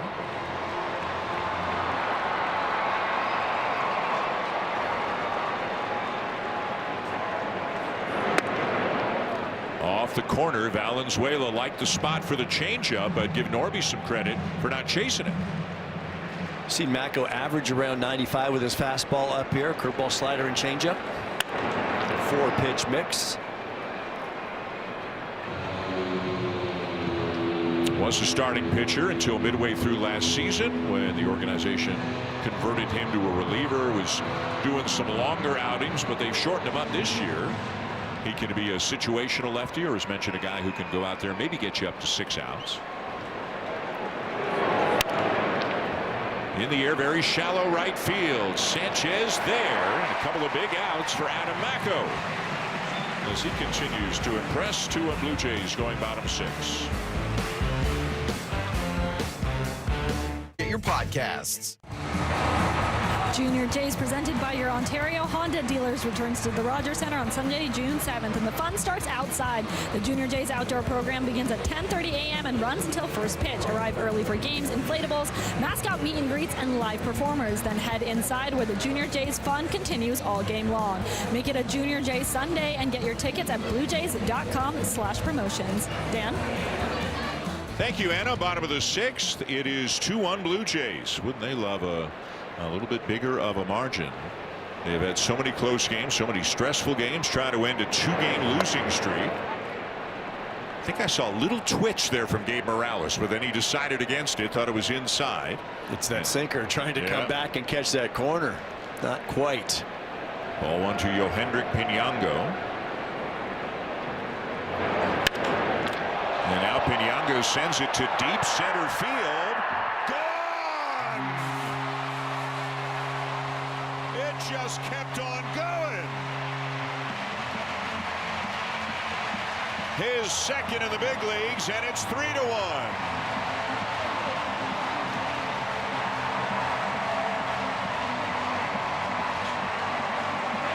Hendrik Pinungo hits a line drive that gets out in center field. This ball just kept carrying. Center fielder Jacob Marcy started watching. I think he was planning on playing it off the wall.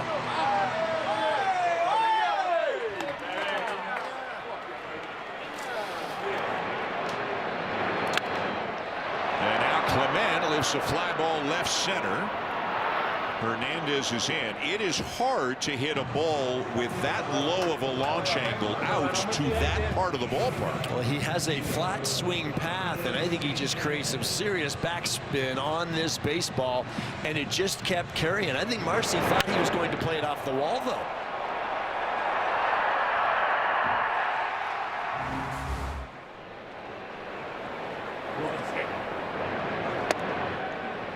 So think of tennis. Topspin, backspin, the same thing applies in baseball, right? Ball carries. Right. But do some hitters' swings just naturally have more backspin to them? For sure, some have more backspin, but you do not want that topspin. That's when you come over the baseball. So you're not going to necessarily get the topspin like you might do strategically in tennis, but the baseball swing, you're always looking to backskin that baseball. There was a sinker right up out over the plate, too.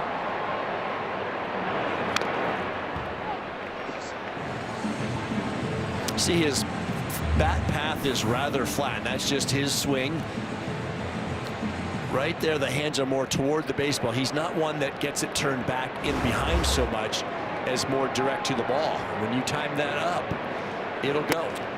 Well, it's got to feel good for him after the rough night he had on the outfield last night. He did drive in a run with a base hit in last night's game. By the way, he spent a lot of time, as did Jesus Sanchez and Miles Straw. They were all out early. Doing some extra work with Mark Budzinski, who's in charge of the outfielders, in addition to being the first base coach.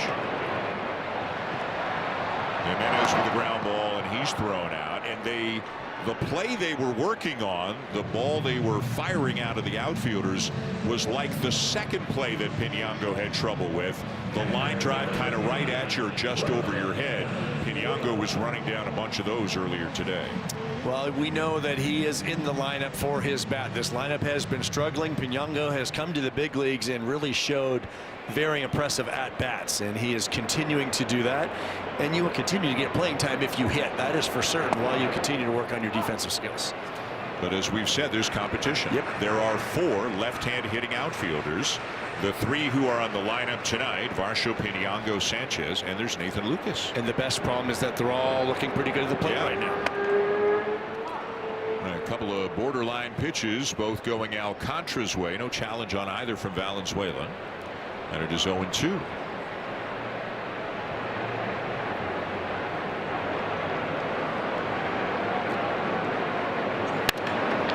Lined into right center. More good contact from Valenzuela. A 2-out single.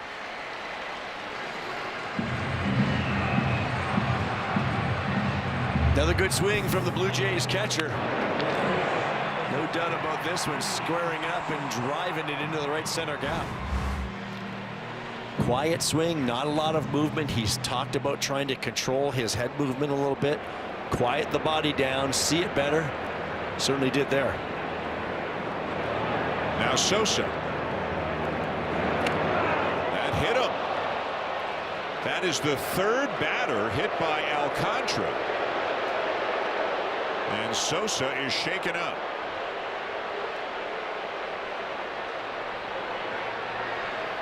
It was just a backup slider that didn't do a whole lot. And as a hitter, you have to, when you see the spin, try to stay in there as long as possible.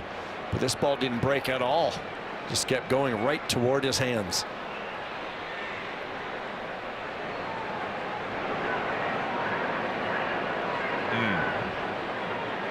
And you can see the pain that he was in immediately. Valenzuela feeling for his teammate. Hit him on the, looked like the outside of the right hand, maybe just above the wrist.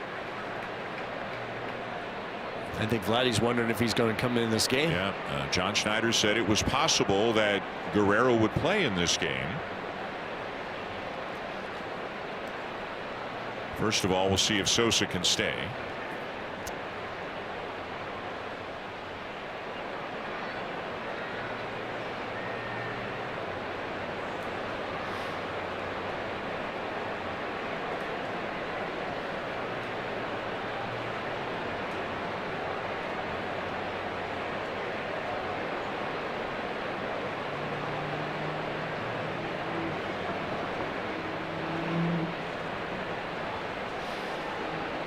Sosa appears to be in a lot of pain with any move that head athletic trainer Jose Ministrel performs on him there.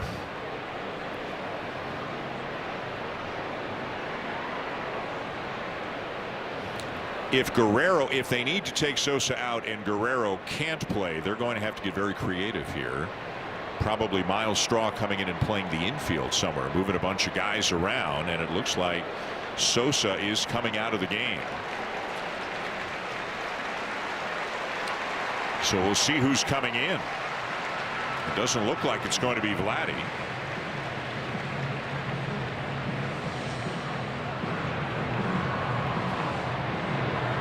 There's a lot of discussions going on right now. DeMarlo Hale is talking to John Schneider. Carlos Febles is coming in. They're going to, again, I assume he's out of the game. He still hasn't gone down into the dugout. They're still looking at him. I would assume at some point the home plate umpire is going to say, guys, like, gotta make a decision. Respectfully, you have to make a decision at some point here. He's staying. He is going to stay in the game.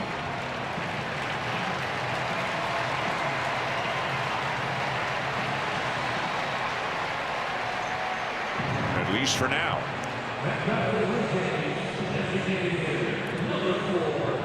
They are thin, especially if they don't want to use Guerrero tonight. The bench is Guerrero, Heineman, the backup catcher, Lucas, who's an outfielder, and Miles Straw, who's an outfielder, but in years past a little bit with Houston, played a little second, played a little short.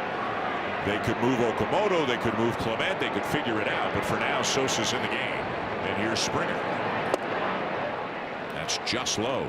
Boy, he's throwing some good breaking balls to George tonight.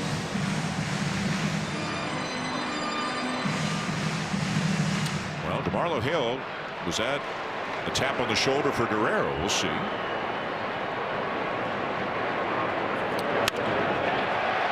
Off the glove of Lopez. And the Blue Jays are going to get a run out of this. Valenzuela in to score, and it's 4-1.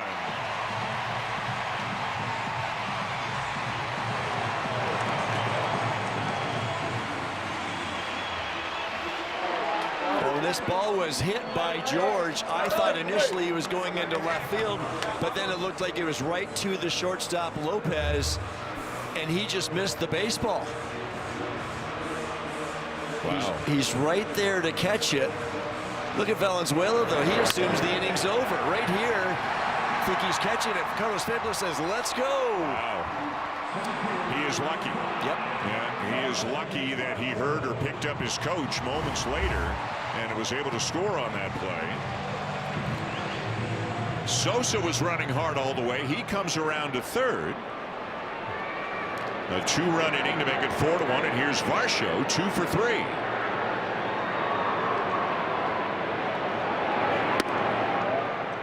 There is no activity, nor has there been any activity at any point tonight in the Marlins bullpen. Now with the runners on the corners, George might stay put just to give Dalton that open right side if he could hook the hole for an RBI single. 2-0.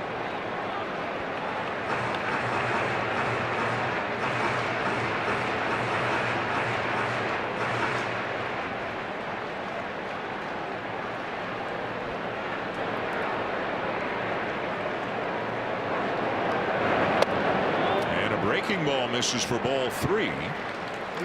This started, not the home run by Piñango, that was initially, but then 2 outs, and then it was 0-2 on Valenzuela with 2 outs and the bases empty, and he got a base hit to right center to get it going. There goes Springer. There's no throw, and a stolen base for George, his 3rd of the year.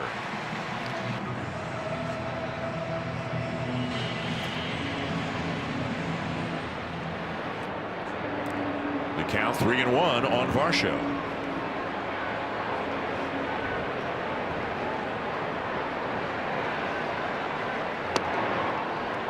Outside edge with a breaking ball, 3-2. That's a good pitch by Alcantara. That's not the one Varsho wants. Breaking pitch, kind of backdoor, and he's trying to get something a little closer to him, middle in.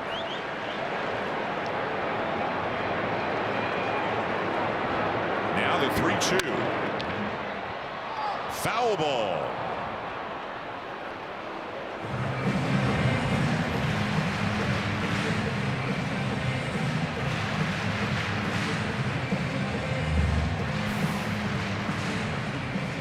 Dalton comes over this ball just to the side of the first base bag.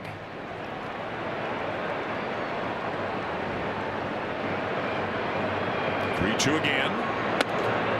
High ball 4. And that is going to load the bases.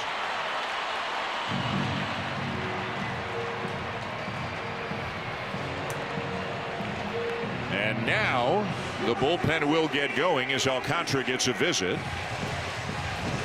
The pitching coach Daniel Moscos is on his way out to the mound. And it'll be the lefty Cade Gibson who worked the 9th inning in last night's game.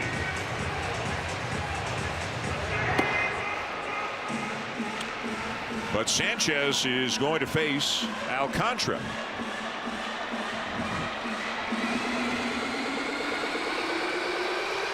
With a chance to blow it open. Sanchez tonight has struck out, doubled, and been hit by a pitch.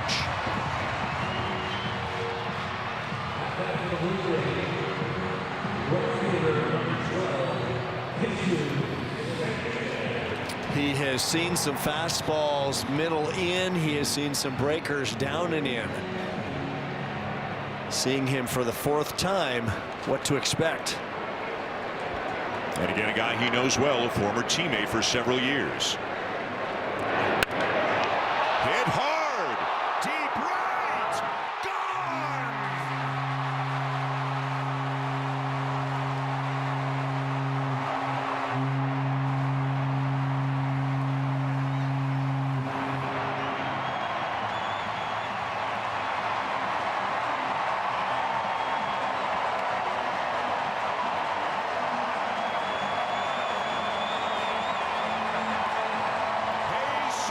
Sanchez with his first big league grand slam, jumping all over a 99-mile-an-hour fastball, Joe, and pulling it down the line to score 4. Based on how he has pitched him tonight, the 4-seamers up and in, the breaking balls down and in. I think he was expecting a fastball. He went up looking for it, and he turned on that thing. And another hit batter. This time it's Okamoto. That is the 4th batter Alcantara has hit. He is heading down to first, but Drew McDonald is trying to catch up to him, as is John Schneider. They want to have a look at him.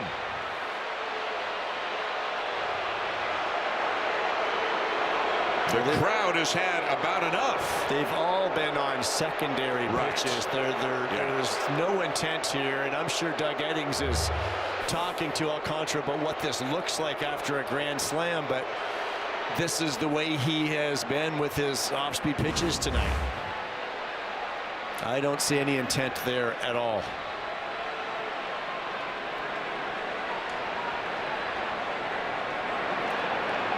The umpires are talking right now, and I'm sure that's what they're talking about because of the context of this. 4th hit batter, it comes after a grand slam, but I think it's silly when it comes to an off-speed pitch like that.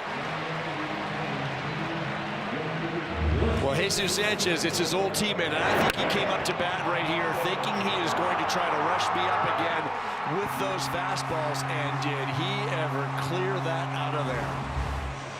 And now McCullough is out of the dugout, and now Alcantara is out of the game. A big, big inning for the Blue Jays. A couple of home runs, including a grand slam, and Alcantara hearing it from the crowd.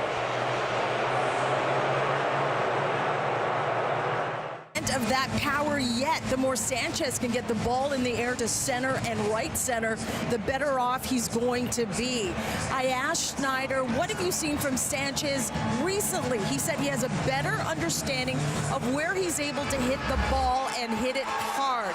He's better at hunting certain areas, and he wants to see him take some shots when he's ahead in the count. I asked Sanchez what he remembers about the Jesus Sanchez as a Miami Marlin, and he said he was a young guy with a ton of power. Guys?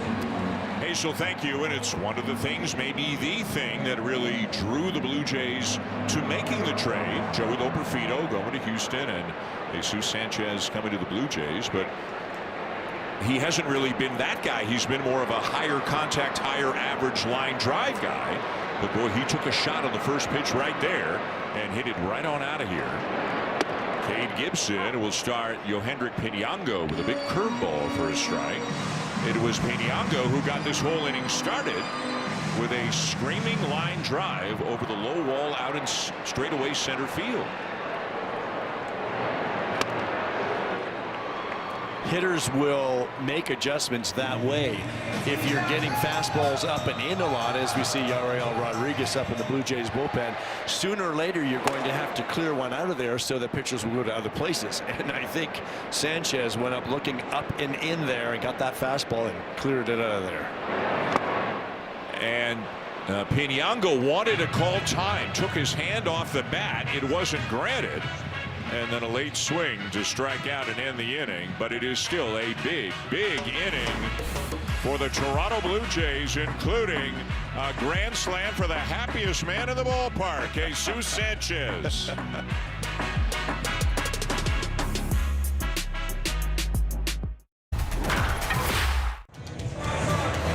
Build your own Blue Jays buddy piece by piece with a Potato Head specialty ticket. On Thursday, June 25th, specialty ticket purchasers will receive a Blue Jays Potato Head. Buy your specialty tickets now at bluejays.com/promotions. Dan? I want one of those, I'm going to be honest with you. Potato Head guy, were you? Yeah.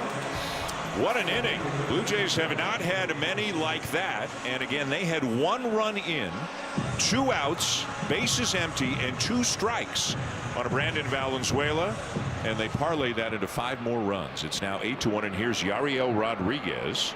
Remember, Jeff Hoffman was up, but now that it's 8-1, it'll be Rodriguez instead. Jacob Marcy looks at a fastball for a strike. Yariel pitched a scoreless inning on Sunday against the Pirates, and it'll be good to see him get back on track. He did hit one batter, but otherwise a pretty clean inning.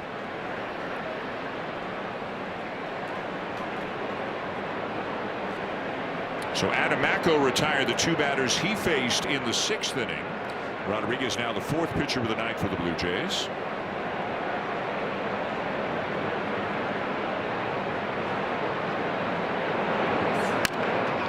Here's a weak ground ball hit to short. Charging him in, has got to unload in a hurry, and he gets it to Sosa in time. To get a pretty speedy runner in Marcy. This ball passes the mound, and Jimenez comes in, gloves it, gets rid of it quickly. So you got Sosa playing with a sore right hand. You got Okamoto playing likely with a sore right forearm. 4 hit by pitches, and important again to note what Joe said, all of them secondary pitches. Sweeper, slider, changeup, none of them were fastballs. You don't think there was any intent on any of them, and I agree with you. From Not Sandy at all. Alcantara. Not at all. No, this is a pitcher that can lose the zone a little bit, especially with those secondary pitches. Had that rough one against the Braves last time out, giving up 6 after pitching pretty well. He's kind of just been hit and miss this year. He's had a lot of very good starts, but then a few real bad ones. And this is a 4th one now where he's given up like 6, 7, or 8 spots. It's been all or nothing. No in between this year.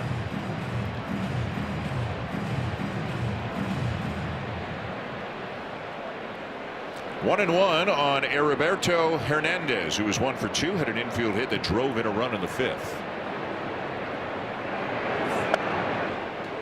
Fastball a little bit up and in, ball 2.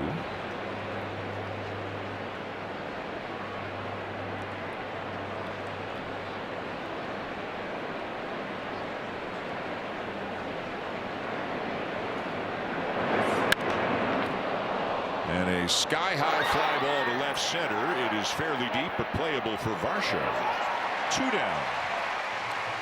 Well, let's go back to what we talked about right off the top of the show. The story that is Spencer Miles. This is his 4th time really in a longer bulk outing.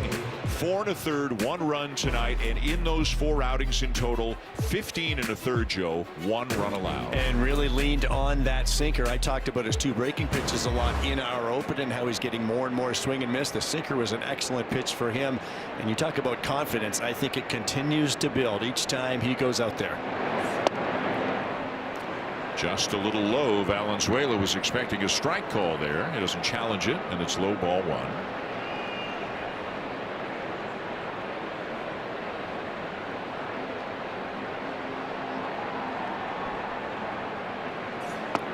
A splitter down and in for ball 2.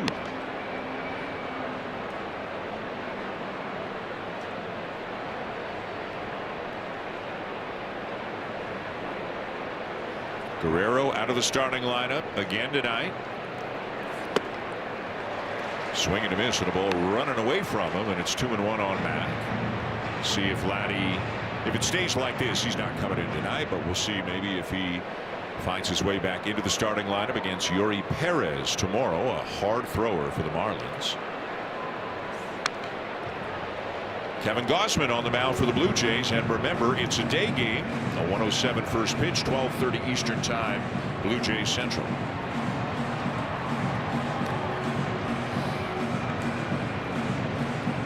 Gausman coming off another good one, pitching into the 7th inning against the Pirates, allowing just the 1 run.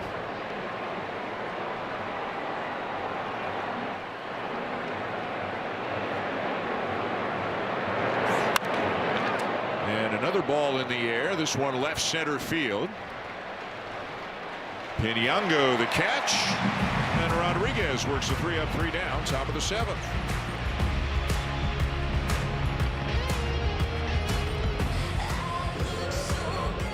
And sign memorabilia from your favorite moments in Blue Jays history. Then on June 14th, one lucky fan will take home a projected $2.5 million. If you're in Alberta, New Brunswick, Nova Scotia, or Ontario, visit bluejays.com/5050 to join in now. Dan? And a thank you. The Blue Jays now out to an 8-1 lead, and Graham Pauley is now at 3rd base for the Marlins. And Sanoja's at 2nd.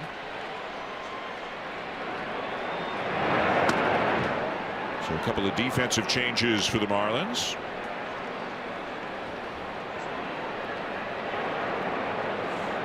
Ernie Clement, who homered in the 2nd. He's 1 for 3 overall. Foul tip, and it's 1-1. So Xavier Edwards is out of the game for the Marlins.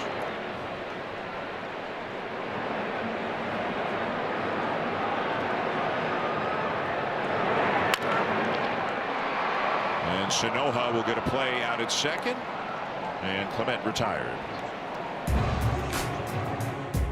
Catch every pitch with Canada's most reliable 5G Plus network and best 5G Plus network. Rogers, we got you.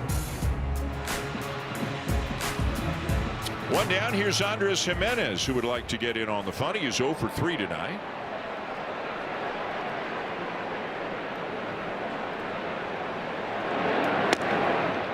You know, you think back to that 6-run inning, and Piñango had already homered to make it 3-1. But there were 2 outs, then Valenzuela base hit, Sosa hit by a pitch, and then the ball that Springer hit off the glove of Otto Lopez. He had to jump, but it just felt like he kind of mistimed it just a little bit. As Jimenez lifts a fly ball down the left field line, Hernandez with a backhanded grab, 2 down. If Lopez catches that ball, and it certainly looks like a ball he catches at least 9 times out of 10. If he catches that ball, the inning is over at 3-1. It's not 8-1. Yeah, I don't know if he mistimed it or he simply missed it. It just went right off his glove. It wasn't like he jumped and it went off the edge of the glove, like he just had to go a little further. Just literally went off the end of his glove. I think this guy deserves a lot of credit. As mentioned, it was 2 outs, bases empty, and 2 strikes on him. And he got a base hit, a solid line drive to right center, and that got the whole thing going.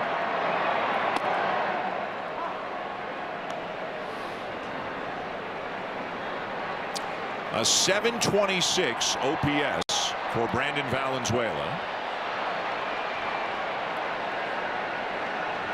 The major league average, the overall sports OPS, is 705. By OPS, Brandon Valenzuela has been an above average offensive player. And I think some of the swings that we've been seeing, that's one part of it, but the plate appearances where he's drawn some really tough walks, really worked pitchers and drawn some good walks. Point is, he's given you some very good plate appearances.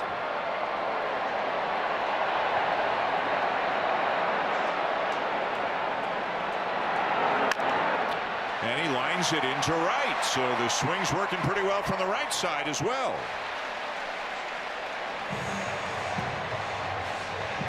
Very similar approach in the quiet body that we talked about from the left side, really letting that ball travel, controlling his forward movement and shooting it the other way. Very nice. So a 2-out single, and here's Sosa, who was able to stay in the game after getting hit on the right hand in the 6th inning. 0 for 2 on the night.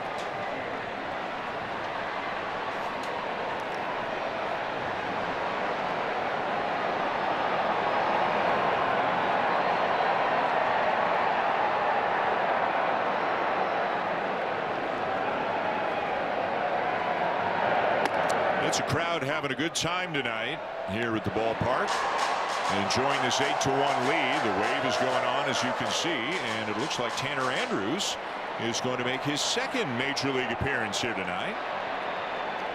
Worked a 3-up, 3-down inning in his big league debut last night. The crowd, by the way, tonight, Joe, 42,815. That is the largest crowd of the season, even including opening day. Tuesday night. Everybody loves the roof open and Looney Dogs. It's a good combo. How could you say no?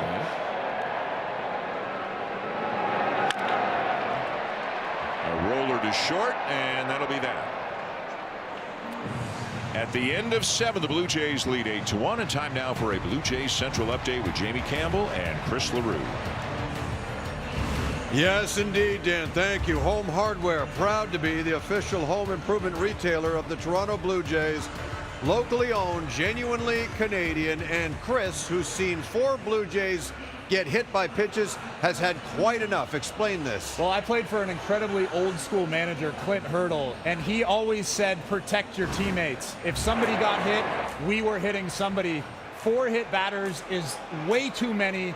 You have to hit somebody. You have to send a message.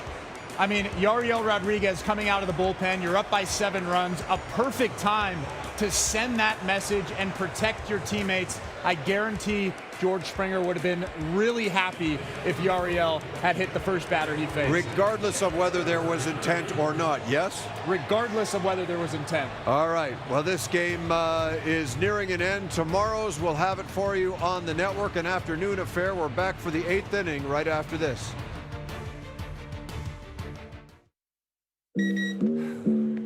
You make it through security so fast, the agents applaud.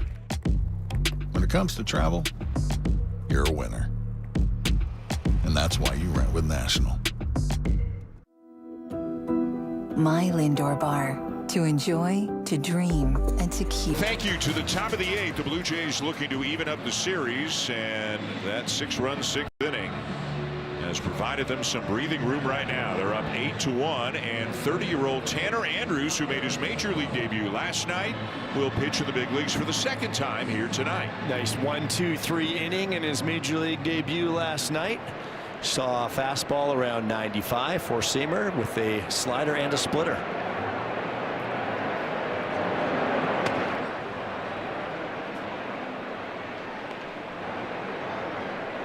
Hazel talked about his journey over the last 11 years earlier in the game, all the different teams that he has pitched for, so many different levels, including pitching an independent ball just last year, and now here he is in the big leagues. And again, injuries led to this. They needed an arm. They had room on the 40-man, so it didn't have to be somebody already on the 40-man roster. They're kind of patching it up as they can right now with all the injuries they're dealing with. Sosa the flip. Andrews does not get the foot down in time, and Sanoja beats it out. Well, a lot of indecision over there. Some inexperience by Sosa playing around the first base bag. It's like we got a challenge. Toronto is challenging the safe call at first base. Sosa thought Andrews was going to grab it. He eventually grabs it and has to give the little flip to him, but not sure he got there in time or not. He's only out if he got it with the first kick at it.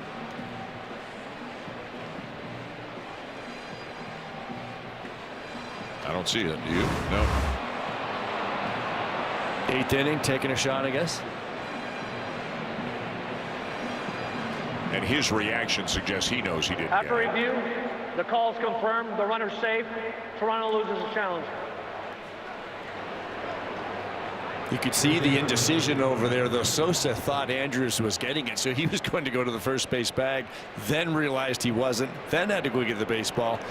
Just a bit of a mess all around that first base bag. So here's Graham Pauley getting his first at bat. Came on in a defensive change last half inning. His first appearance in the series. On the appeal, didn't go. Pauley, 25 years of age, a 13th round pick of San Diego a few years back, and came to the Marlins a couple of years ago in a deal that saw reliever Tanner Scott go to the Padres. Hit .224 last year in 62 games, hitting just .175 so far this year.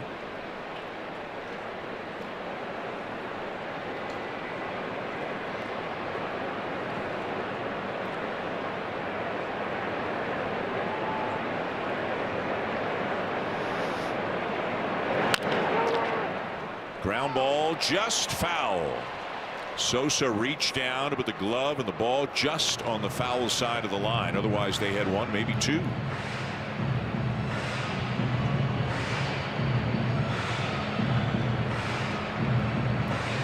Can't help but think now when I look at Tanner Andrews from Hazel's report and all the nicknames of those minor league teams, they're all in my head. All those Lumber Kings, and the list goes on and on. The Muck Dogs and the Blue Wahoos. Reminds me of the Mud Hens were in Toledo. He didn't play for them, but played for the Toledo Mud Hens, the Harrisburg Senators. I'm thinking of some of the teams, the Ottawa Lynx.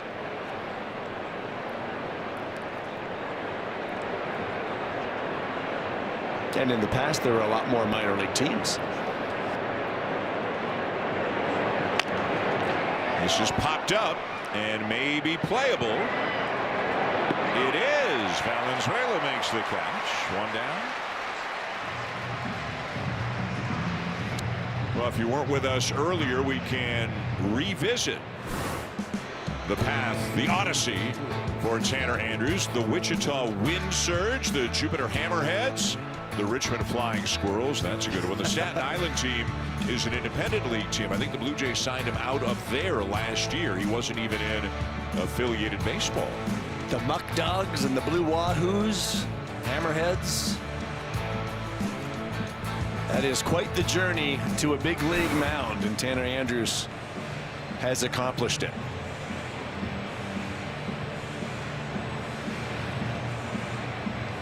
So many players, when they get called up, you're caught up in the moment. So he's not going to probably enjoy all of this for a little while down the road. But in Hazel's story, talked about support, and his wife and daughter were here last night for his debut. And most guys don't debut as a 30-year-old without that support at home. How old were you when you made your major league debut? I was about 26. I think I was 26. Yeah. I'm still waiting for mine. You made yours long ago, Dan. I am not currently in affiliated baseball. 2-0. And it could just be a few days, right? They're going to have to make a move, maybe more than one move, to figure out who starts in Dylan Cease's spot. That'll come on Friday in Baltimore. Ground ball to second. Clement a little trouble getting it out of his glove, but they still turn it. Liam Hicks grounds into a 4-6-3 inning-ending double play.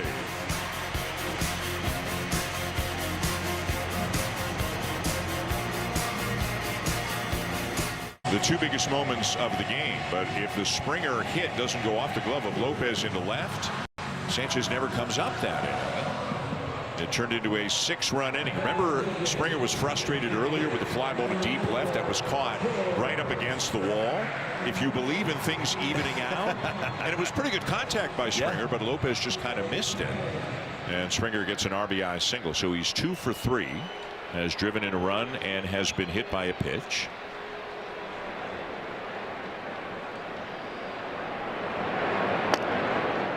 Looks at a strike from Cade Gibson in his second inning of work.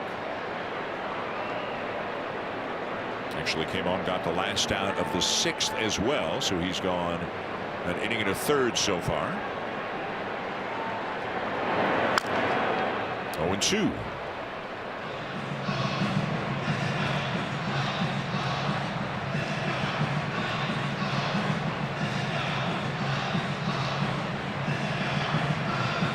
So just for fun, Piñango homered tonight. Sanchez hit a grand slam.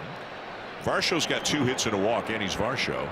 And Lucas not in the lineup tonight. You know, if Lucas gets back in there, at whose expense? Again, good problem to have. They've got 4 left-hand hitting outfielders all hitting well, but they chose production over balance, and I think everybody can understand why they did that, but it kind of presents a daily quandary for John Schneider. Especially when they perform like this. Yeah.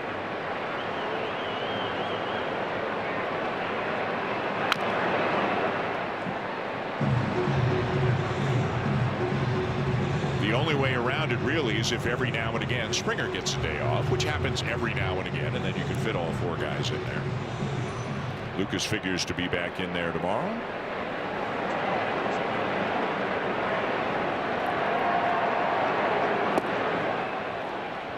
Lots and lots of breaking balls.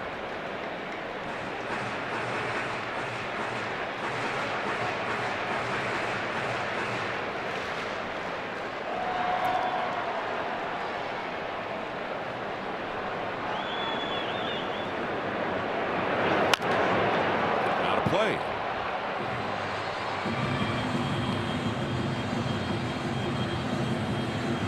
Eight runs on 11 hits for the Blue Jays. 1 run on 5 hits for the Marlins. The Blue Jays have committed the only 2 errors of the game. But they had the big inning, and they got the big hit from Jesus Sanchez.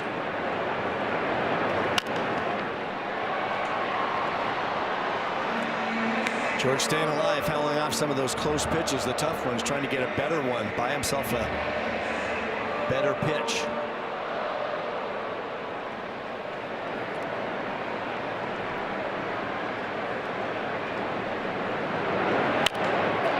And he's going to line it up the middle for his 3rd hit of the game. Now, after back-to-back overtime losses, the Habs will host the Hurricanes in a huge Game 4 in Montreal. It's the Eastern Conference Final tomorrow night on Sportsnet, 7:30 Eastern, 4:30 Pacific.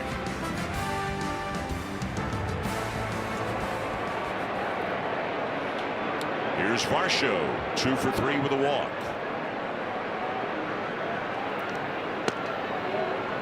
That walk immediately preceded the Sanchez grand slam. Pretty good plate appearance too, waiting him out. He ends up missing with a breaking ball up and away to walk him. That brought Sanchez to the plate, and Sanchez didn't wait around. In there, it's 1-1.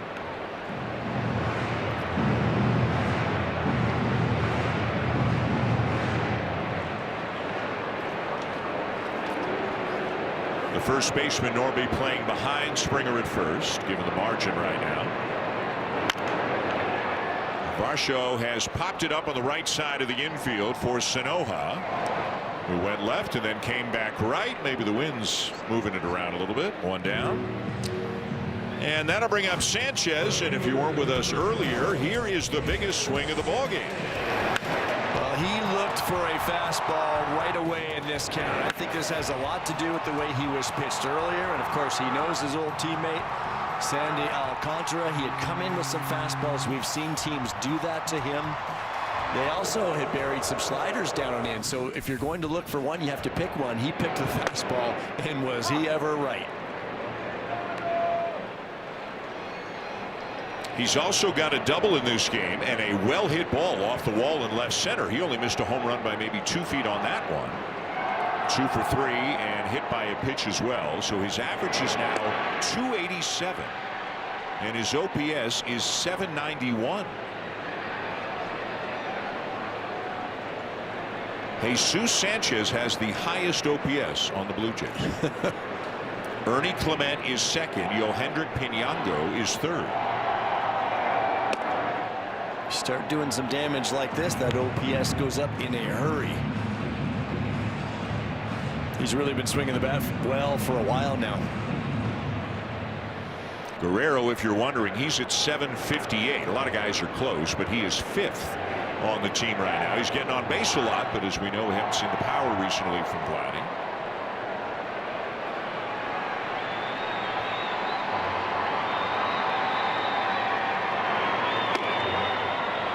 Strike 3 called, 2 down.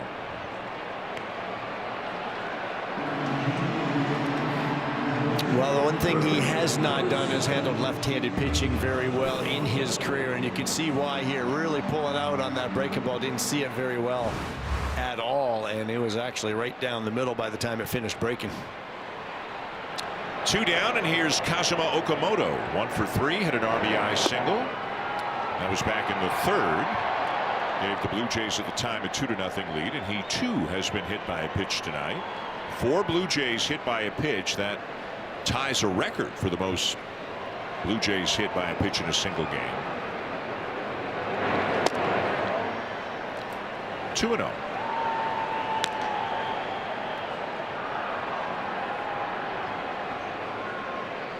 By the way, nobody up in the Blue Jays pen. Looks like Tanner Andrews will get the 9th as well.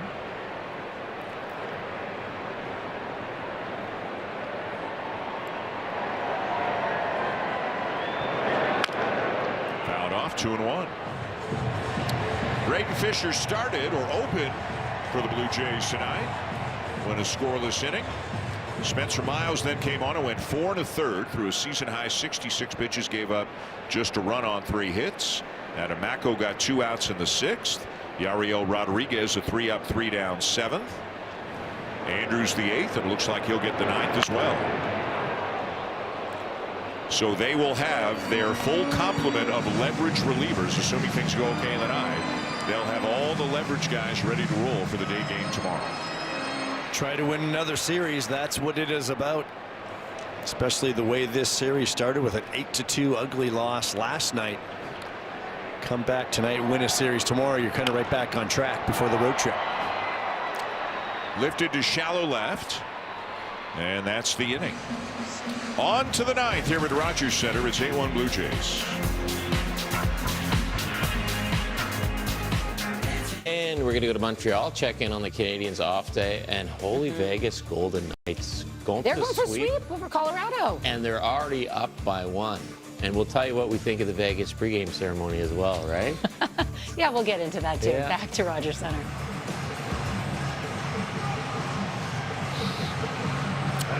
To the top of the 9th inning, and the Blue Jays 3 outs away from snapping a 2-game losing streak, evening up the series, and then hoping to win a series with a day game tomorrow. It is indeed Tanner Andrews back on the mound to get his 2nd inning of work tonight, his 3rd inning of work in the last 2 days. Otto Lopez is going to lead it off for the Marlins.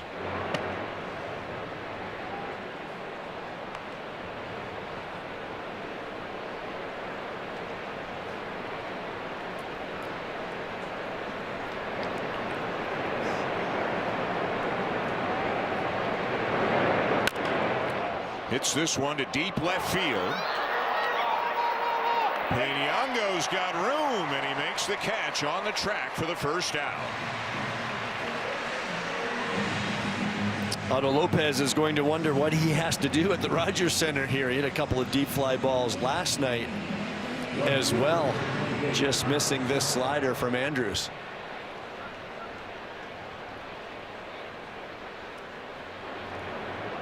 Now Kyle Stowers will take one down and away, ball 1. Again, it'll be Yuri Perez, 3-6 with a 4.91 ERA for the Marlins tomorrow. Kevin Gausman, 4-3 with a 3.23 ERA for the Blue Jays. Way high and all the way to the backstop. 2-0. Yuri Perez coming off a good one, pitching into the 7th inning against the Mets. He allowed just 1 run. And it's another guy with a high velocity fastball, 4-seamer and sinker. Kevin Gausman coming off a very good one against the Pirates. Just 1 run allowed in 6 2/3. And that on the heels of 6 scoreless innings against the Tigers his previous time. Be a pretty good afternoon pitching matchup.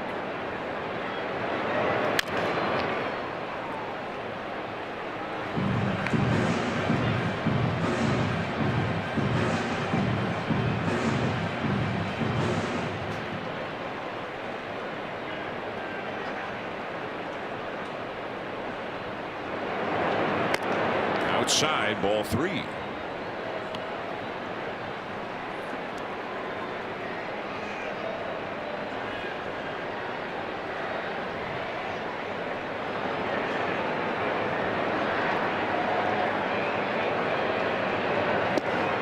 Swing and a miss. 3-2. That's the splitter that Andrews has. That just kind of disappeared on Stowers.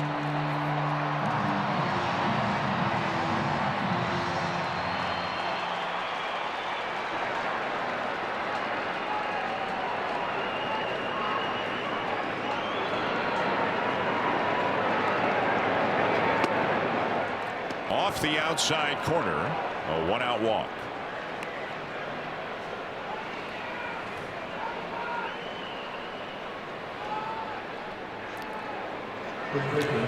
In case more help is needed, Chase Lee is now up in the bullpen. Here's Connor Norby, who is 0 for 2 with a walk. Fly ball to left. Deep but playable. Another play for Piñango, and that's out number 2.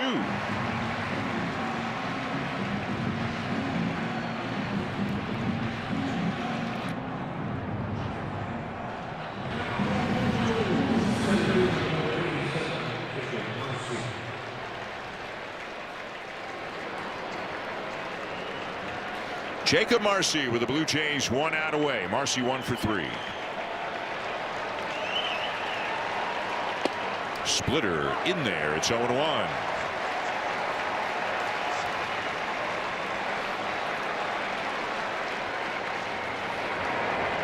This is going to snap the Marlins' 4-game winning streak, their longest of the season. Just off the corner, Valenzuela challenging. The catcher is challenging the ball call. Why not? And it'll remain a ball. You're seeing that Andrews likes his secondary pitches, both the slider and the splitter, that he's not afraid to throw any time. He even walked Stowers on a 3-2 splitter here late in this ball game. Clearly it's the way he pitches, and it's the way he's going to continue to pitch regardless of the situation of the game.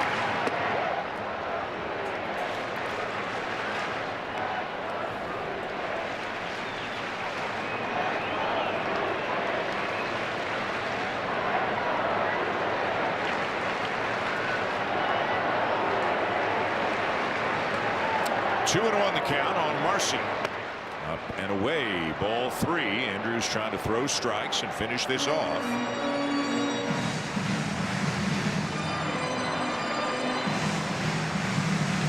$42,815. And one guy caught 2 balls in the same seat in foul territory. Go figure.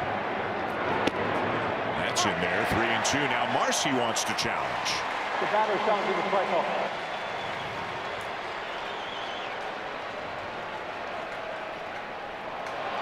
And he is correct, so that's ball 4. Miami retains their challenges. Marcy down to first, Stowers up to second. At least still at bat still means something to players. It's because it's 8-1 and there's no rush to get this game over with. As a hitter, it's at bat's yours. Here's our guy who was in the right seat, brought the glove, and made the plays. That's one. A couple of innings later, that's two.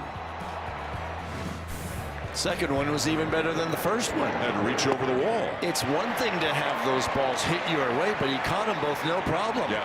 That's a good night, sir. And we saw him give the second one to a young fan. So good job there. Super job. Those are the fun things that go on at a ballpark some nights, especially when the home team's winning.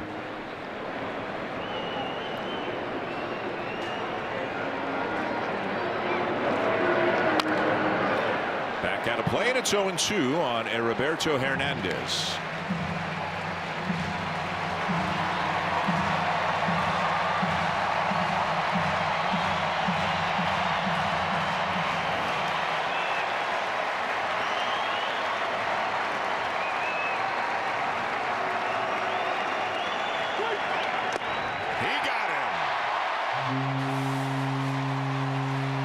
That is the first strikeout of Tanner Andrews' big league career, and it punctuates an 8-1 victory for the Blue Jays here tonight. They snap a 2-game losing streak.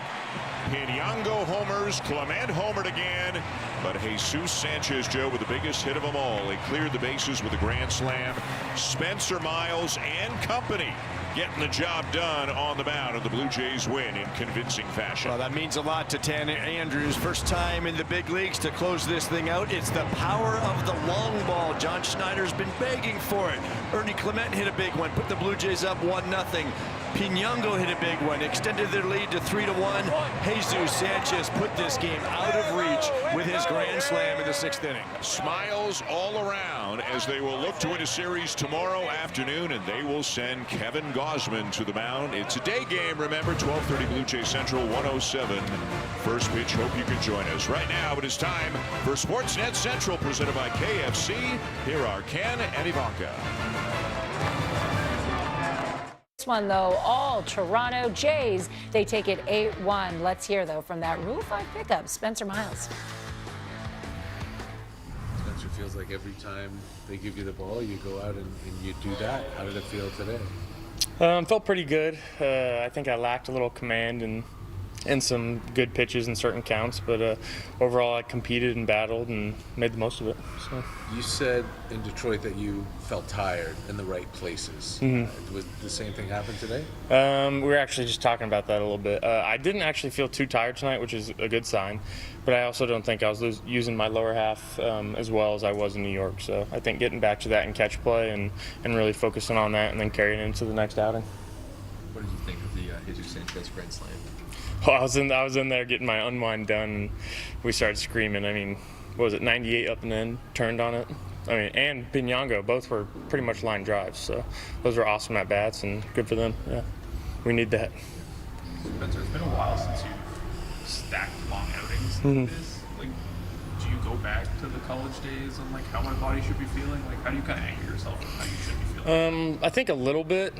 I think more I go back to the college days for preparation and like a day-to-day routine.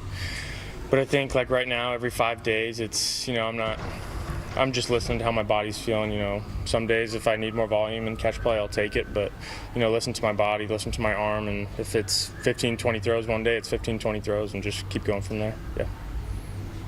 Is any of this surprising you?